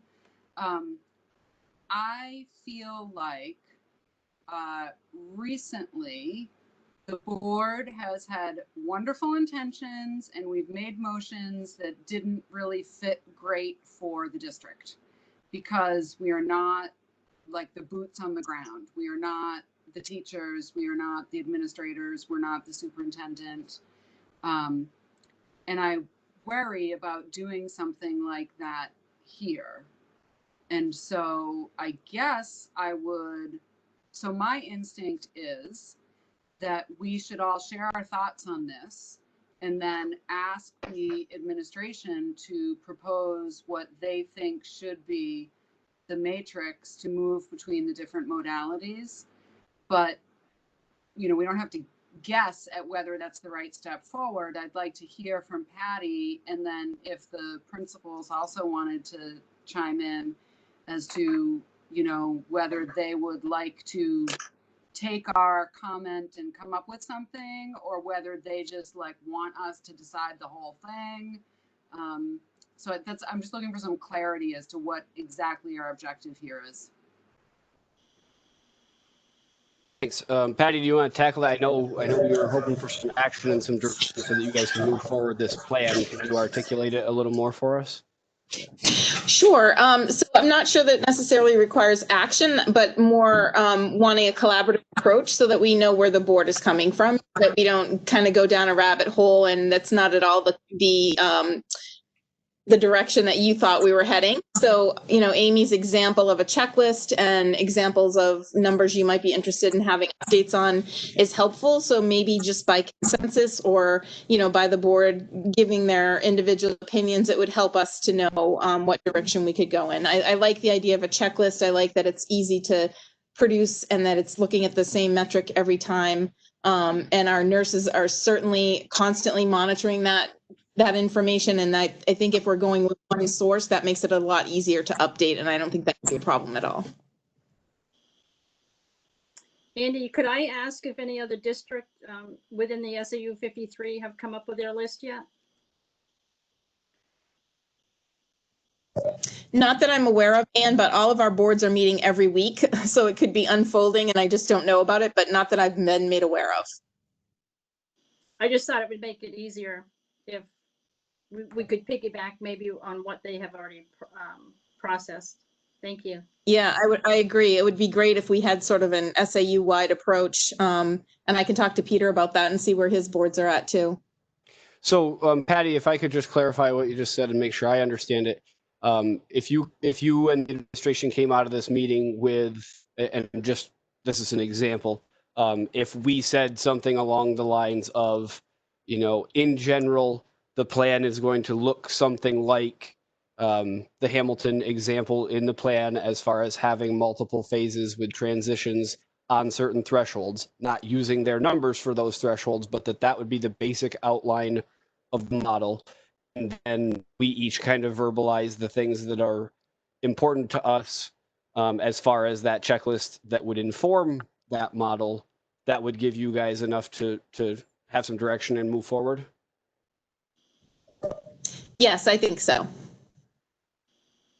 Okay. I've got thoughts, but I'll wait. I think Amy has kind of told us a lot of of what she would use as criteria, and that's appreciated. I guess I'll go right down the list. And it looks like you're unmuted, so I'll ask you first. Do you have thoughts and opinions that you'd like to share? Well, I mean, this is a very large task, and I really like what Amy has already outlined. But I think going forward, I think maybe each board member could be on their own, come up with a list what they're looking for, and then combine them. Because I know we could go 90 different ways this evening. So I'm thinking that I really like what Amy has outlined, and then we could go from there, but come back to our next meeting, which is only next Tuesday, with the information on how we would like the outline, and then work collaboratively that way. I agree, and I think, and Amy sort of alluded to it before too. We've made some motions lately and approved some things, and then had to go back and reconsider, and that's not the most efficient way to do business. So I think your spirit of not rushing into things is certainly valid, and I would agree. I think, I've got thoughts. Amy clearly had thought about this beforehand. I've got things to share, but certainly if any board members think of things, going forward, I don't think in this circumstance anybody's going to think of something that negates what somebody else has already said. It will be more in addition to. So I think, and Patty, let me know if you disagree. But I think sending things up to me to send to Patty throughout the week will just help them kind of narrow the scope even more. And yeah, I will definitely include this topic on next week's meeting so that we can follow up and see what they've done with the information that we've provided. Thank you, Andy. I just think it gives a lot of transparency to the residents that we are all working towards this, instead of just the misconception that only one person is deciding everything that happens. Thank you. Sure. Jean, do you want to chime in? No, Amy put forth some good ideas, and I think Ann, to give us time to sit down and make our own lists, combine them is a great idea moving forward. Like you said, we can go in 100 different directions right now. Okay. April, thoughts? Thank you, Andy. It's April. My initial thoughts is there was some conversation about who should be responsible for tracking the metrics. One thing that the guidance outlines is that each school has a COVID coordinator. So I know that person's going to be busy, but I think that's some excellent people. And I believe it was said that's going to be our school nurses. And I think they're probably going to be more in touch. And so I would like to see those people gather the data. But what I'm thinking about is more of my idea. And I totally support what Amy is saying. Come up with the big picture. I support what Ann is saying, let's take time to think about this, gather information, come back and talk to it. But I can give you an idea of what I'm thinking. I'm thinking about what is the roadmap to reopening? I know I'm personally a visual learner. And so instead of us having a model where each time we change the pathway to instruction we have to meet, what I would like is a document that's fluid. We've heard in public comments, come up with something red, yellow, green, guidelines so that everyone knows what to expect. And something passed out there with a graphic so people weren't grappling for information or just waiting until the school board or the superintendent calls it. Everyone knows what to expect as we're going down the board. And I think that's important as well, is to kind of like a if or, you know, when then or if then kind of things. That's what I would like to say. Thank you. Great. Thank you, Amy. It looked like you had another thought. I did, and it was. I completely lost it. Well, I'll ramble for a second, Amy, and you'll think of it. My 2 cents. I think I fall fairly in line with what Amy outlined. I guess I would say I think that New York is probably maybe a little out of scope, but certainly Massachusetts, Maine, Vermont would be, again, not the tipping point for me, but certainly good information to have. And, you know, if we were on the fence on something, then looking at those numbers may tip the scale. I mean, you can be in all 3 of those states in an hour, basically. So I think that's a reasonable distance to worry about. Certainly, I would give precedence to the local numbers. But when I say local, I think I probably mean at least the county. We have multiple towns sending students to Pembroke. We have a lot of students going to Concord for CRTC. We are, you know, we are certainly a regional type school. And then we certainly have faculty and staff that are coming from up to an hour away into our buildings every day too. So I would certainly put those numbers ahead of the kind of New England numbers, but I do think the New England numbers would be helpful. And I'm also on board with what April said about having a graphic. I like the one in the Hamilton model that's proposed. I don't particularly care what it looks like as long as it has the similar amount of information there. But yeah, I guess that's where I fall. I think a checklist to inform, you know, moving up and down that scale, but then having a visual representation of a scale. And like April said, having all of that information be clear and something, you know, sources cited, such that on any given day, if a member of the public wants to go and say, hey, what do those numbers look like today? They know how to do that, and then they can correspond that to the graphic and have a good idea of the decisions that may be coming. I remembered. I knew you would. My understanding is that a SAU-wide board meeting has now been scheduled. I think it's August 20th. I am not available for that, but I'm going to write up some comments beforehand. But I think that would be a great opportunity to take what I hope by then will actually be a document that exists about this matrix and share, you know, learn what the other boards have come up with, share what we've come up with, and marry the best of it all to move forward together and really leverage our collective efforts.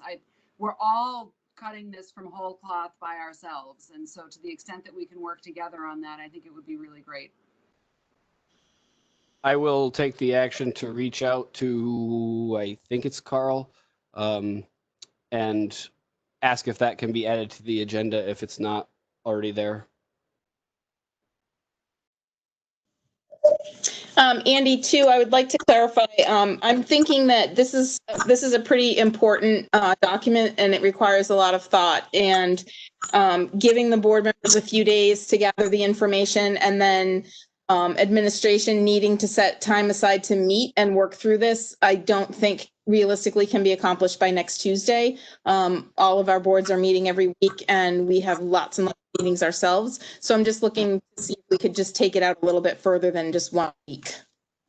Great. I think that's reasonable, Patty. I appreciate your honesty in that. I think I'll put, you know, I'll put it on the agenda for next week, and just as a 5-minute, you know, update us where you're at on it, see if there's any other particular information that you want from us, type of thing. But without the expectation that there's a full-on document next week. Is that fair? That's great. Thanks. All right. Any other comments, quick comments before we move on to the next agenda topic?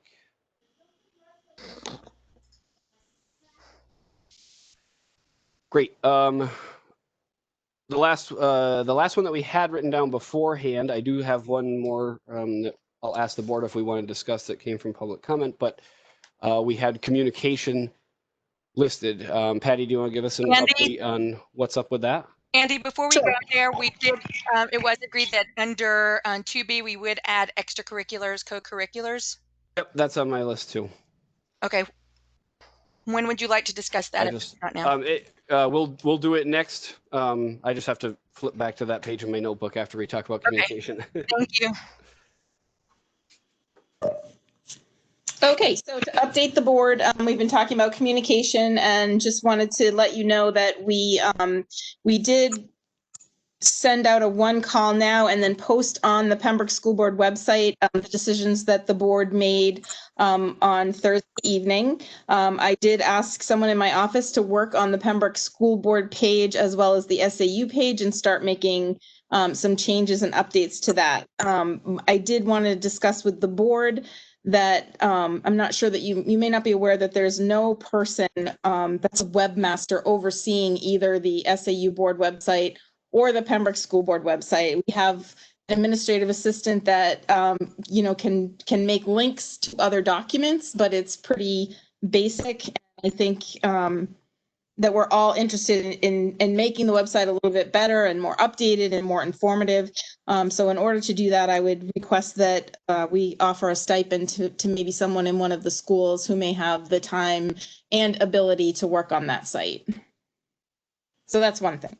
And then the other is we have been working on, I put the section from the START team from the Department of Ed for you to look at the communication plan there. And you could see that we've been working through that. We have our teams that were working on plans. We have, as April mentioned, our COVID coordinators named as our school nurses.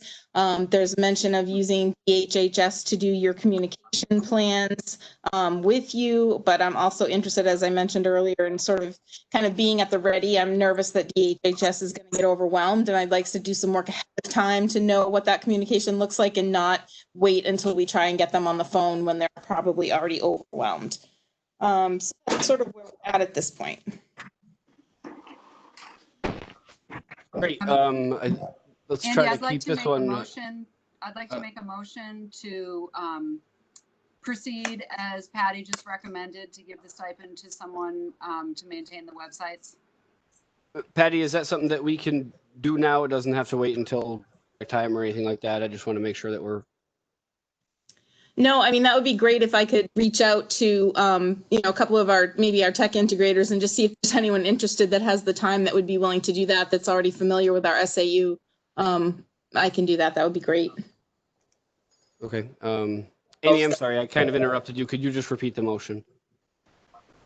It was to authorize the expenditure of a stipend for purposes of improving and maintaining the websites.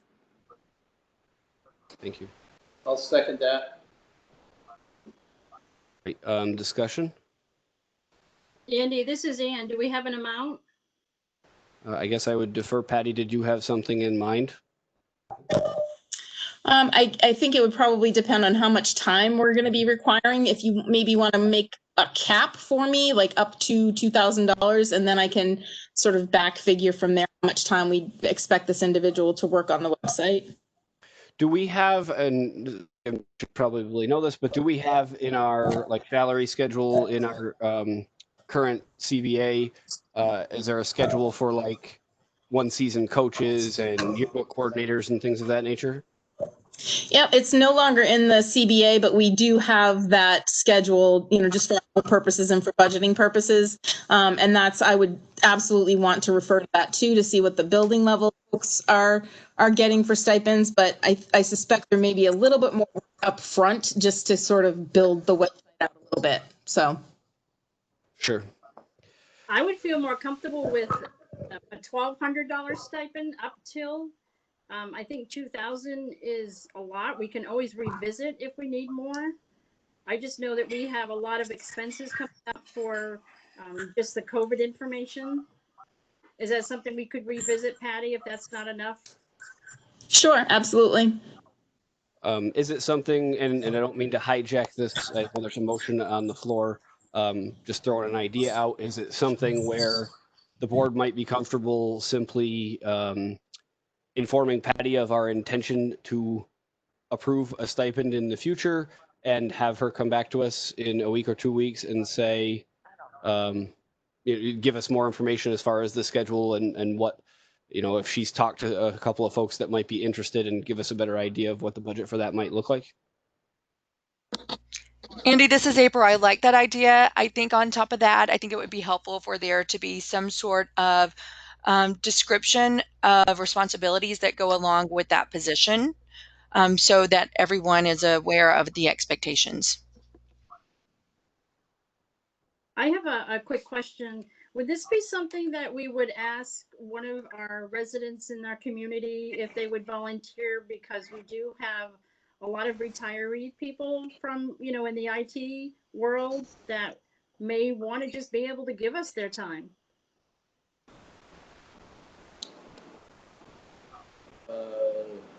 I'd have to say, if with that suggestion, while being a good suggestion, that person would have access to possibly sensitive information and not being because I've lost audio. Rather than a person that's under contract, like a teacher. This would be outside of an outside person. I don't think would be a good fit. Yeah, I'd agree with Gene. Just from my background and what I know, you can definitely section off permissions to certain things, but I doubt there's a way to have them effectively do website maintenance and development without having access to things that they probably shouldn't. Then again, maybe Josh, has a policy around that. So they would have access to protected information, private information, or contracts. What do you mean? Just by updating our webpage? I don't know. That's Okay. why I would, advise against that unless we got different direction. Thank you. So we do have a motion on the floor. I believe it was seconded. I'd like to amend the motion. And All right. I'd like to just explain a little bit about my intention here and my thinking. I really think, you guys, that we're getting way into the weeds of micromanaging how the school is managed on a day-to-day, very micro level. And so I want to authorize our professional staff to move forward in the way that they're telling us they need to move forward. And the reason they need to move forward in this way is because we all are saying that we need better communication. So, and a big piece of that, a primary piece of that these days is having awesome websites. I also have the perspective of coming from the private business world, where if I, told a website designer that I wanted my website for $5,000, they would laugh me out of the room. It costs a lot more money than that in the private world. So with that, I would love it if we could vote, if I could get a second and we can vote in favor of something like this. I'm open to more amendments, but this is what I have right now. A motion to authorize the superintendent to provide a stipend of no more than $5,000 during the 2021 academic year for purposes of improving and maintaining the SAU53.org website, including the SAU53.org/districts/Pembroke website. Second that motion. So do we have any more discussion? Andy, this is April. I'm actually opposed to this, and I'm just looking at the ED administration rules. It's under ED 302, duties of school superintendents. Small letter D says such local district services shall include, but not be limited to, the following areas. And then number 3 says communication/community relations. And I'm very concerned that this conversation is about us taking on a responsibility that should that according to this rule appears to be a duty of the superintendent, and taking that back to the local level. Again, that's ED 302, small letter D, number 3. Thank you. So I guess I would respond, I would say that our superintendent is taking responsibility for that and telling us that for her to accomplish that in the most appropriate manner is to stipend somebody so that she has a dedicated resource working towards it. I'm fairly confident in saying there are very few superintendents in the state who know a whole lot of anything about web design or webmaster services. I guess I would also say I agree with Amy on this one. Even $5,000 is low. I certainly wouldn't push that dollar amount. Ann's right. This is going to be a weird budget year for sure. But I also work in this field, and that, if we want a good product, somebody's going to spend an awful lot of time, at least in this first year. So I also appreciate that the updated motion has this school year in it, because maintenance of a website is certainly not as time intensive as an overall haul of a website. So I appreciate that the school year was listed in there too. But she's right. If you want somebody that knows what they're doing, if you want it done correctly and efficiently, it's not going to be a cheap thing. But I do also think it is a key piece of the communication with the community. Andy, I have a question in the motion. It was noted that the SAU 53 webpage, so are we paying for them to update Deerfield, Chichester, Allenstown, Epsom? That's the way I heard the motion. That's the way I heard it also, Ann.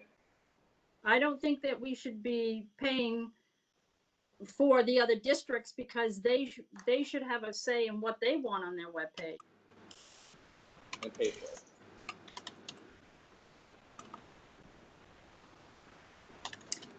I can speak to that, Andy. When you look at the SAU53.org, which is what I'm doing right now, I'm not looking on camera, it includes Pembroke. So to me, it seems really not worthwhile and petty to say like, well, we're going to pay someone to update the Pembroke portion of the website, but not the others.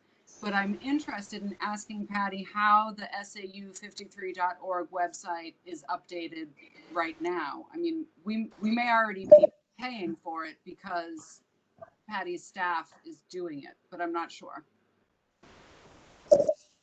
Sure. So we do have someone in my office, like I said, just posting links to things. It's pretty basic. Typically, the SAU is outside decisions that Pembroke would make, and that's something maybe is a topic for conversation at the SAU board meeting that we're scheduling. Right now, I think the focus would be on the Pembroke, where you mentioned the SAU53.org/Pembroke. I think that the Pembroke School Board site would be the site that I would be looking to have someone maintain for you guys. But Thank you for that clarification. So can we table the motion until August 20th, when we would ask the other districts if we would be going in with them for the cost? And I kind of take offense when we're told that we're micromanaging. The school board is in charge of the budget, and this is budget money. So I think we need to ask the other districts.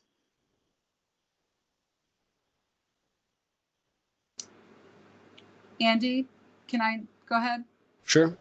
I'd like to amend the motion to take out the SAU53.org website and just have the Pembroke District website. So I'll read the whole thing.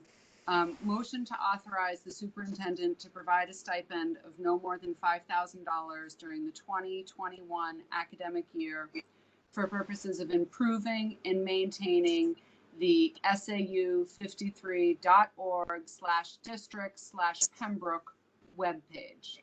So that's the end of the motion. And I see that we can share the cost of maintaining the overall district website. I do think it's a good idea to talk in the context of the communications plan at the SAU-wide board meeting on August 20th about that.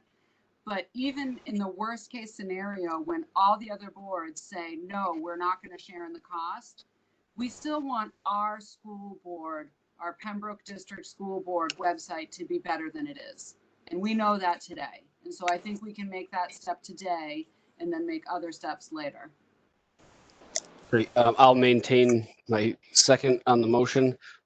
Let's try to wrap up comments. We've still got other stuff to accomplish. If there's anything anybody else wants to throw in quickly before we move the question. This is April. I'm just curious, where can we view the source document of the agreement between Pembroke School District and the SAU? And I know what the ED rule says, but as far as services that may be outlined in that document, where can we find that, please? I can try to provide that information, April. Thank you very much, Andy. I would support this at this point. You know, we had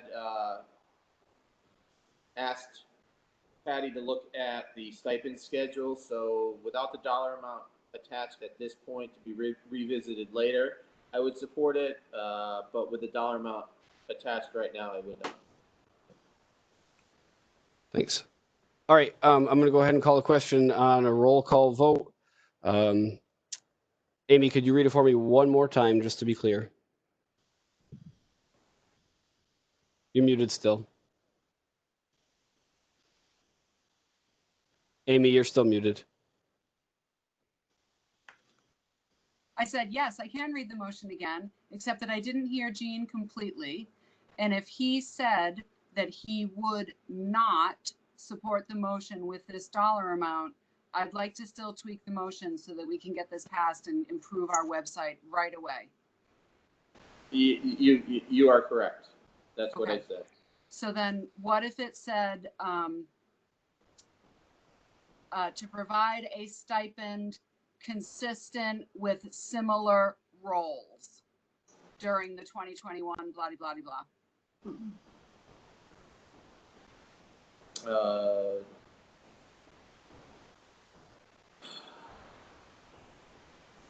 I would say consistent with the stipend schedule to be revisited if that is not fitting. You know, if we're going for a full school year, whatever the stipend schedule says for that versus a half a year, you know, we reference coaching, single season coaching, stuff like that.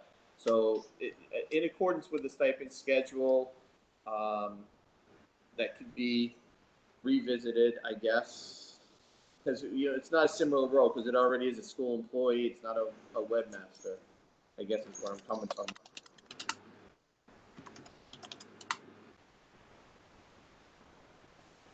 I hate to, but you kind of have to define the similar role, I guess. So.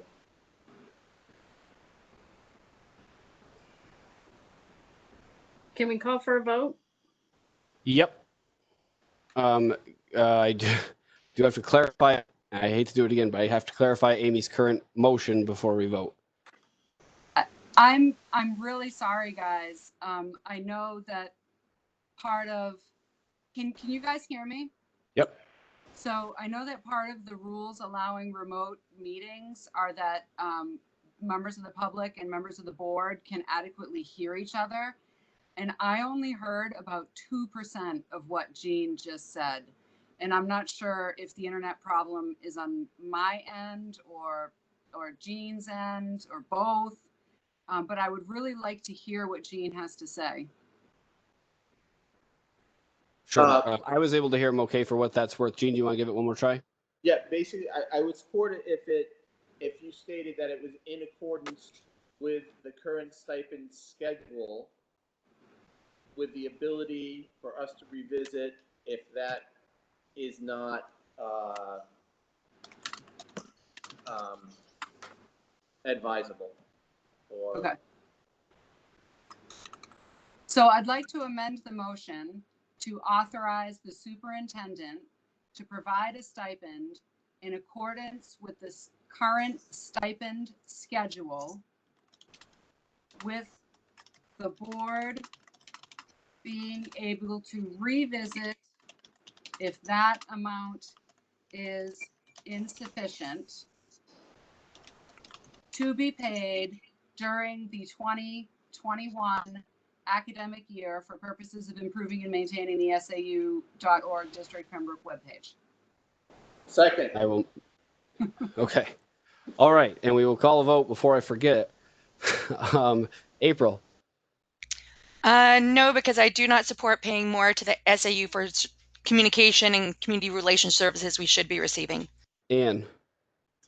I vote no because we don't have a dollar amount. Jean.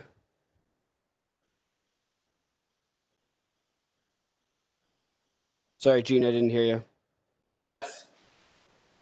I'm sorry, I still didn't get it. Yes. Thank you. Amy? Yes. And I'm a yes. The motion passes.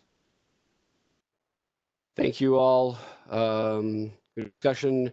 So that was the last thing that I had prior to the meeting. Now going back, April, we had added something about extracurriculars and co-curriculars. Can you give us a quick intro of your question or concern? Sure. In reviewing the 3 separate plans that we receive from each school, there seems to be some kind of inconsistency as far as students' access. So I think it would be helpful to have a uniform policy that addresses all students within the district instead of by the school the student attends. Do you mean specifically in reference to extracurricular, co-curricular activities, or do you just mean access to the Yes. buildings in general? No, specifically to the extracurriculars and co-curriculars. Okay. I guess maybe Patty, do you want to speak to, or maybe one of the administrators speak to why there might be differences between the buildings? It would be great if we could let the principals discuss why they chose what they put in their plan. I'm comfortable with that. I think I started at the lower grades last time, so I'll ask Dr. Morris to start this time. Without knowing what those inconsistencies are, I can just tell you that the section of the PA reentry plan that deals with sports and co-curricular activities is on page 36. That was crafted in large part by our athletic director, Freddie Vizina, who has attended many athletic director meetings and NHIAA meetings, and much of the guidance from that document comes from guidance that we have received from NHIAA. I'll say that, other schools like the middle school models in some ways after NHIAA, but we have to model what we're doing after them, certainly. And I can talk more specifically about guidance we've received from NHIAA, but I can just tell you from a general, broad strokes approach that everything that we put in there applies to NHIAA guidelines. Thank you, Mr. Marston. Yeah, at the middle school, we don't have a governing body, but we certainly do try to follow what the NHIA does and what the high school does. We try to mirror that. However, we are in a little bit different situation. I think I said last time before, we would have a hard time getting all kids to practice if they don't drive. And if they're not in the building, we have a problem. We also still are not aware of whether or not our league is actually going to be running or not. So we're still waiting for information on that. The other thing that may have what feels like inconsistency is some activities could be done online. We could do, for instance, student council might be able to be done online. So we're going to have to take a little bit of this as we go, and which is frustrating for everybody. It's really difficult right now. I'm having a hard time envisioning running athletics, but I could see club sports or something like that happened after school. We're still in the wait and see scenario, which is pretty frustrating. Thank you. Ms. Gary? We're in a little bit of a different boat. We don't have extracurriculars addressed because we do not have sports. And we have a drama club, but as of right now, that is not something that we have looked at kind of hashing out.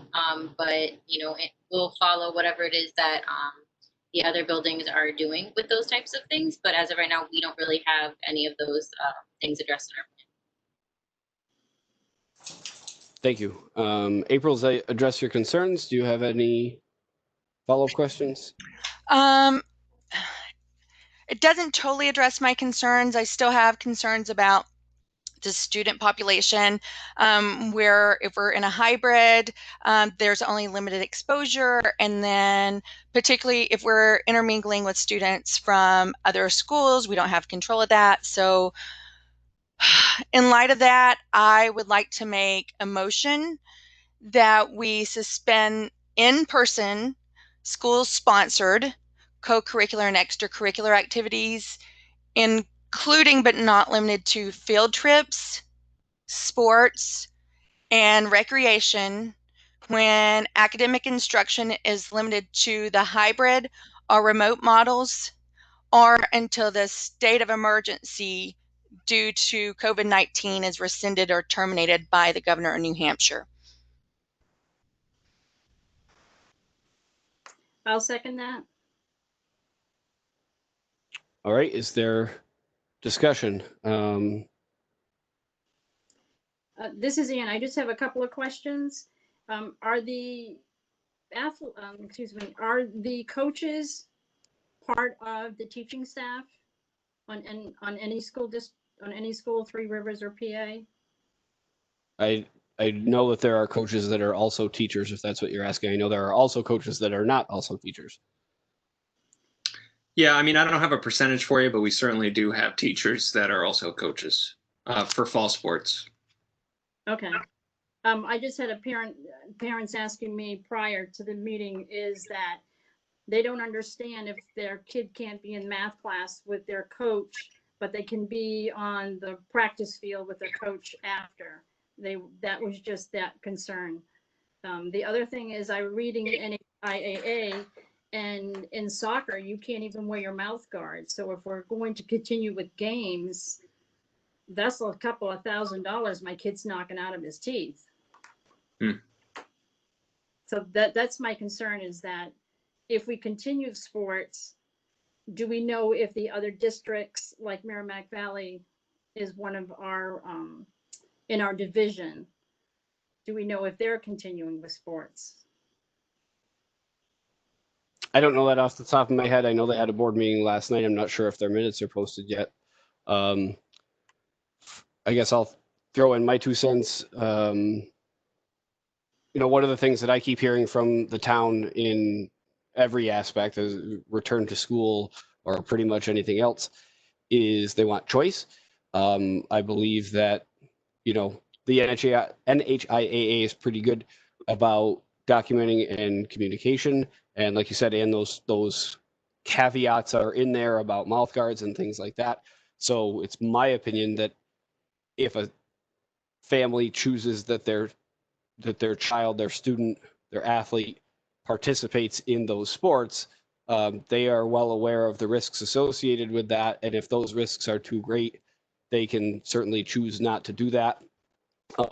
In my opinion, having a blanket cancellation of all of these types of activities is I would call it out of line, but I guess to me it's just going overboard. Again, it's a choice of the families. Nobody is ever forced to do a sport or one of these clubs. I also think I know that my daughter was at TRS last year and was in crochet club. It was like 7 kids. That's something that I can easily see is socially distanceable. And you know, I think the plans already have outlined that field trips are off the table for the time being, and I agree that that is a good precaution. I think I would hope that our administration and our athletic director would be conscientious in the choices that they do provide to our students, and if they deem that one sport or another there's just no safe way to do it, that they would make that decision. But in my mind, again, because this is a personal choice type thing, I can't support the board making a blanket ban on all of these types of activities. Others for discussion? Andy, it's Gene. It's Gene. I just went in quickly, and I might be in the wrong place than Ann was as far as the mouth guard rule. All it says was if the requirement is suspended, but coaches are reminded to are asked to remind students who wear mouth guards to leave them in as much as possible for their protection and safety. So they're not banned. It's just the rule was suspended, and I believe it may only be for unified sports too. Right. Thank you, Jean. I did call the NHIAA yesterday. The other question I have is what about the students that will not be in school that day? Are we having an issue with discriminating against the children who aren't who can't go to practice on Monday because Tuesday, because their school's not till Wednesday? You want me to, can I answer that, Andy? Sure, if you'd like. So Mr. Vizina and I have talked about that, and we, in many cases, throughout the school day, we have to demonstrate some flexibility with that. We would encourage students, if possible, to come on campus in order to participate in practices. But we would also tell coaches that they couldn't impose consequences on students that miss practices. For instance, in the past, if you've missed a practice, you wouldn't start in the next game. Things like that, we would have to try to avoid that, because we would, obviously, this is a unique situation, and it's very different from walking from the building to the field opposed to, trying to find transportation to get from Chichester to PA. In addition to that, the NHIAA did push back all of the dates for the first date for practice to September 8th. So, there is some time for us to kind of work with here. And they've also identified 3 different, a low risk, a moderate risk, and a high risk for fall sports. And they've designated each of the fall sports within those 3 categories. And then they've scaffolded the first date, or staggered rather, the first date of the season for each of those levels of risk. So the highest risk being football and spirit, that the start of the season for that's in late September, opposed to something like bass fishing, which is, I believe that could start on like September 11th or 12th, something like that.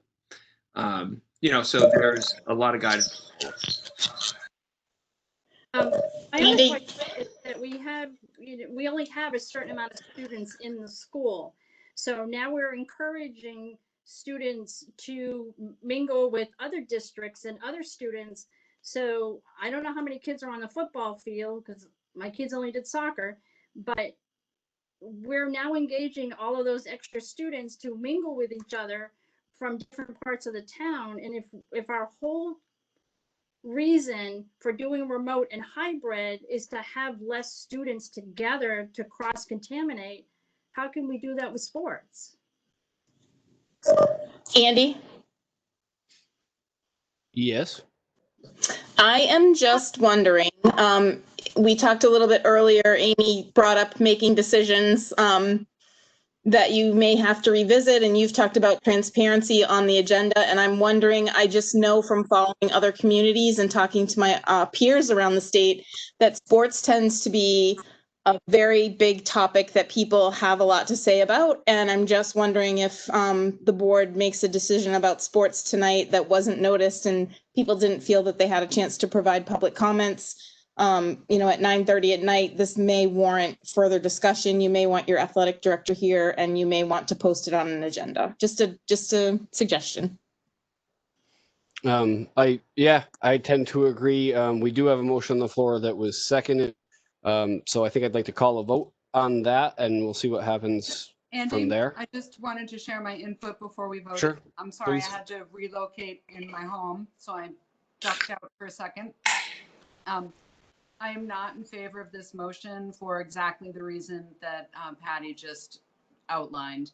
I might ultimately vote in favor of something like this, but I feel like we need to take it a little bit slower on this, and I do feel like we have the time to do that. So I would vote no tonight. Great. Okay. I move to table the question. How's that? So there's a motion to table the current motion until next meeting, Gene? Sure. Is there a second for the motion to table? I would second tabling the motion. Thank you. So on a roll call vote to table the motion that we currently have on the floor, April, Yes. Anne, Yes. Jean, Yes. Amy, Yes. and I'm a yes. Thank you, Patty. I think that was very valuable input. Sometimes we get in these discussions and we kind of forget where we're at, but that's certainly a piece that the public is going to want to comment on, I'm sure. I do want to make a note. I had written down when I was adding things to the agenda tonight when we were discussing agenda review. Somebody in public comment did mention what I would call reconsideration dates and when a person might have the opportunity to make a different decision about their educational model. I know other districts have that in their plans. I think that is something that we need to discuss. It's 9:30 now, and we still have some policy stuff to talk about, so I don't think that I want to get into it tonight, but I do plan to add that to next week's agenda as well. So with that, I think we've made it through everything that I had under 2B and 2C. So we'll move on to our second public comment section, agenda item number 3. We'll aim for 10 minutes again with a little bit of an allowance for the technology side. If you have a comment you would like to make, please utilize the hand raise button on your software, and Josh will try to recognize you as close to the order that you raise your hand as possible. We will then try to let any call-ins that might still be on the line have a second also. So with that, Josh, if you've got hands, you can go ahead.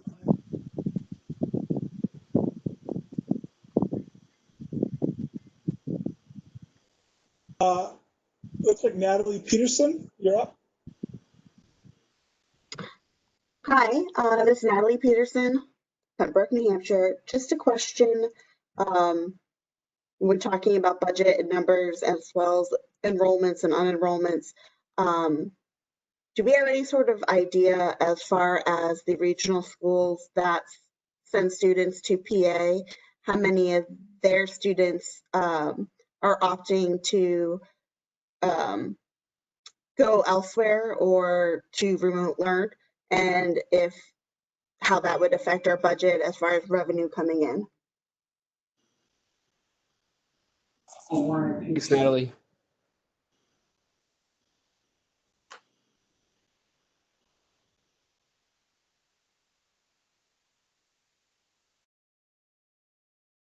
Carrie Dean, you're next. Hi. Okay. I just wanted to comment. I know we have tabled the sports discussion until next meeting, but that was actually an item that I had hoped that we would get on the agenda for this week, but I was informed there was a lot of other things that were a little bit more pressing to discuss. But I really, I have to disagree with some of the comments that I've heard. These kids are already losing out on so many things at this point in the school year, with it not starting on time, with not being in classes with their friends. If you take sports away from these kids, there's a lot of children who this is their outlet. They need their sports. We need our sports.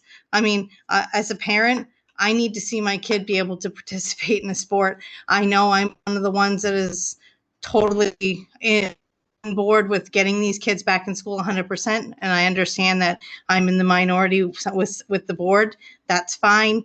But with sports, you can't take away the sports. You need to let these kids get back into their sports. And I really hope you put a lot of thought into this before you make a final decision. If NHIAA is saying, you can do it, let's leave it up to the people who know best. Let's not leave it up to the people who sports is not important in their homes. I know there's a majority of people in Pembroke who are sports is very important in their homes. And we need to get these kids on the fields, on the courts, on the track, wherever. Thank you. Thanks, Carrie. Deb P., you're next.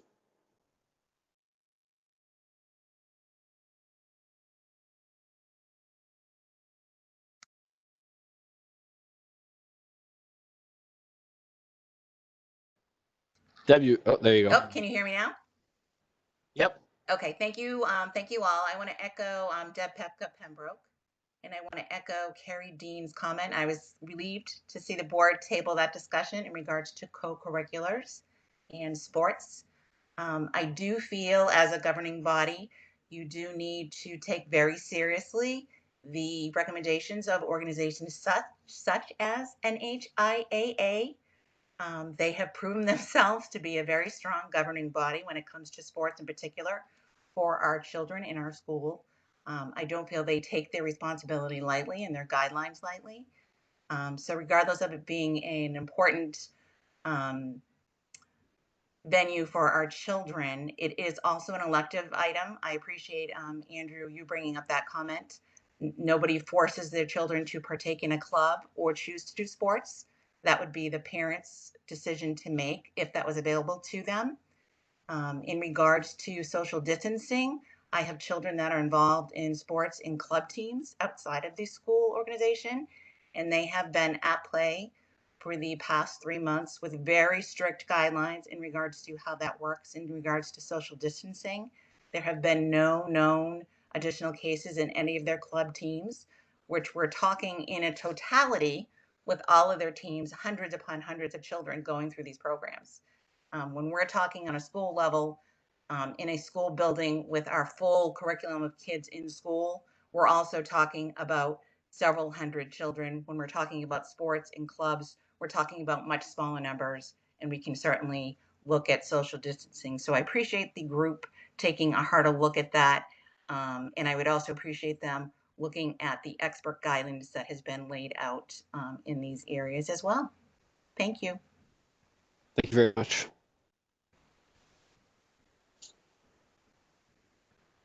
Mary Ann Zergenbell, I apologize if I said that incorrectly, but you're up next.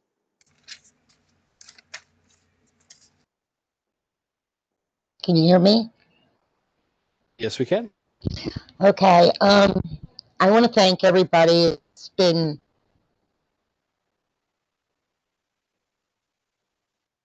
difficult trying to accommodate everybody's needs. First, I wanted to ask how many children are enrolled in Pembroke Academy?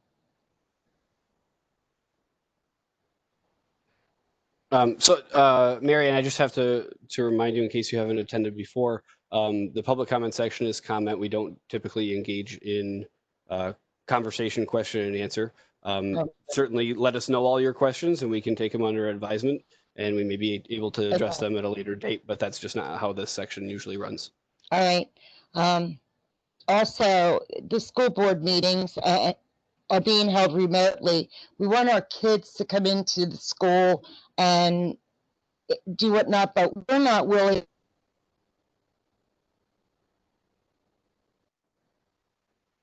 in a facility that we can do the safe distancing and have these meetings. So my question is, when are we going to be doing in-person meetings? Thank you very much.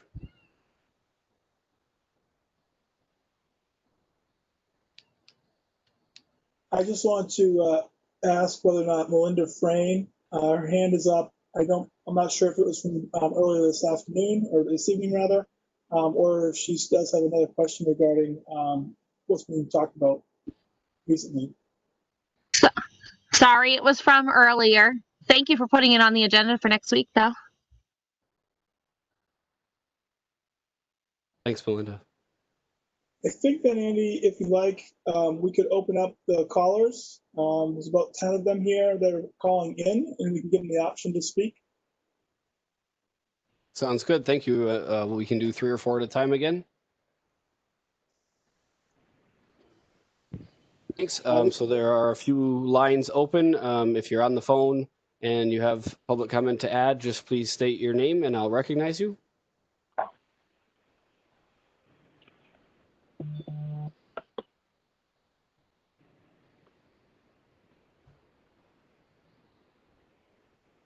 Okay, let's move to the next batch, Josh. Andy, the only concern I have is I'm not sure they know whether or not they're talking or not talking?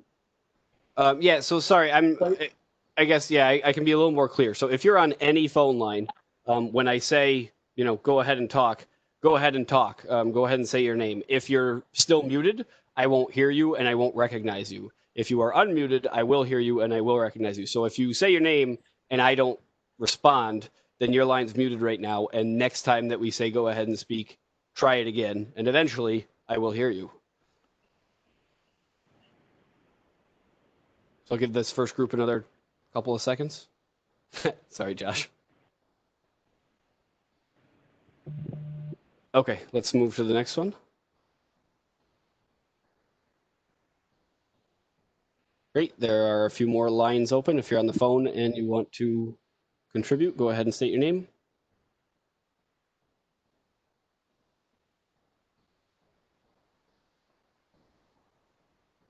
All right, we'll hit the last three.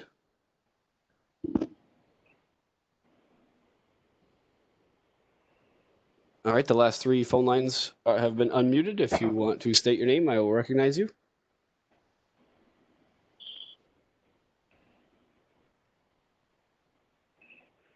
All right, sounds like a no. Are there any other hands, Josh?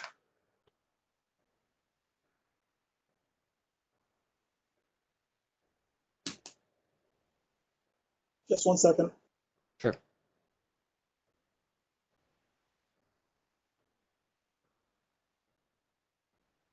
No, we covered all of them. Fantastic. So we will move on to agenda item number 4, policy review. Patty, do you want to give us a little intro of what we've got in front of us? Sure. So I put some policies on for first reading. I'm sure there will be more that we'll be taking up, but for tonight, we gave you policies on the Title IX sexual harassment. There have been some significant changes to those policies, and we just received the draft from the School Boards Association. Karen Gersha went to a multi-day training in Concord this summer, and she's been working with our local teams on training. So I will bring you more information as I get it from her, but did want to get it on as a first reading. EEAA is your audio video recording policy. And the recommendation for that policy is if you intend to do live streaming from the classroom. So if a student chooses a remote option and there's a teacher in the classroom streaming home to that student, we would need to add that to the policy if that's something the board is interested in pursuing. IMBA is distance learning. Again, we might want to review that. I don't have language for you on any of these policies tonight. We're just getting them on for a first reading for you to take a look at. Sometimes people might want to provide some public comment on them, but these may require temporary amendments or changes because of the pandemic. Same with sample mask policy. That's something that Dean was willing to share with us that other districts have been working on. So it's certainly not tailored to Pembroke, but at least as a starting point for us to use if you'd wish to adopt a mask policy. His advice is if we are going to choose to have masks in school, that you do have a policy.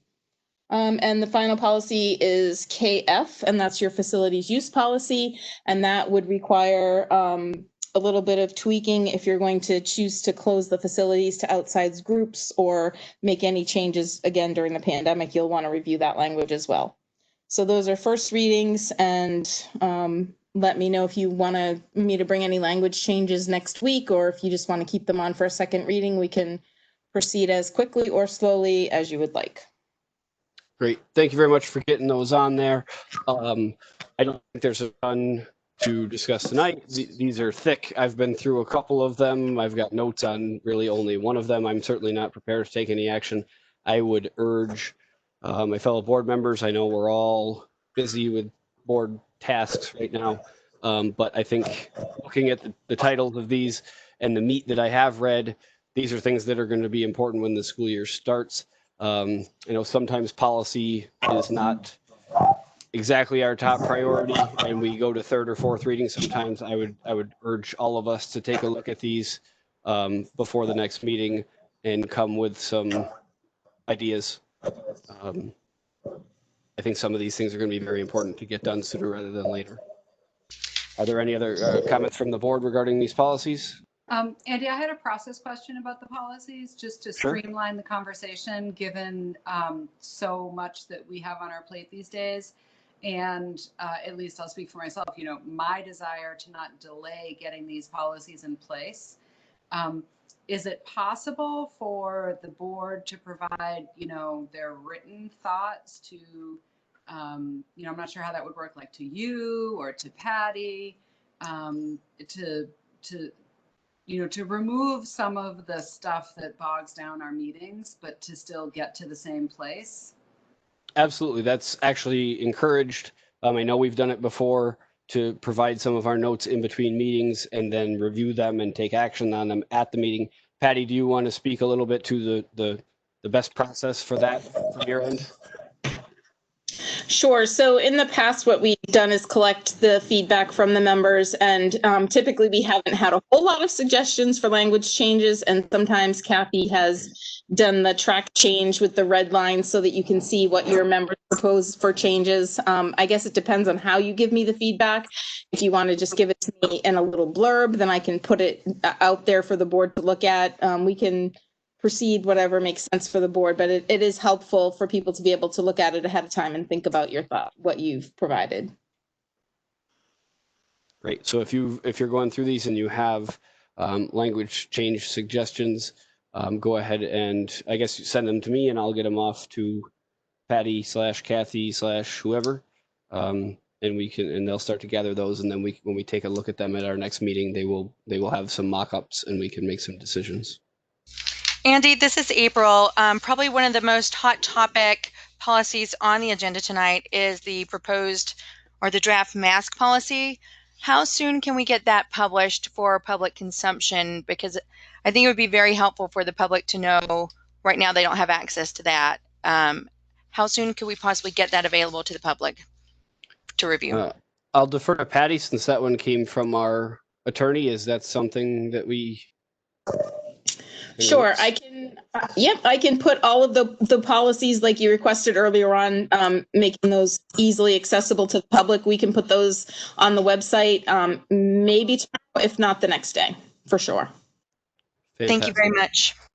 Thanks. Any other discussion around policy?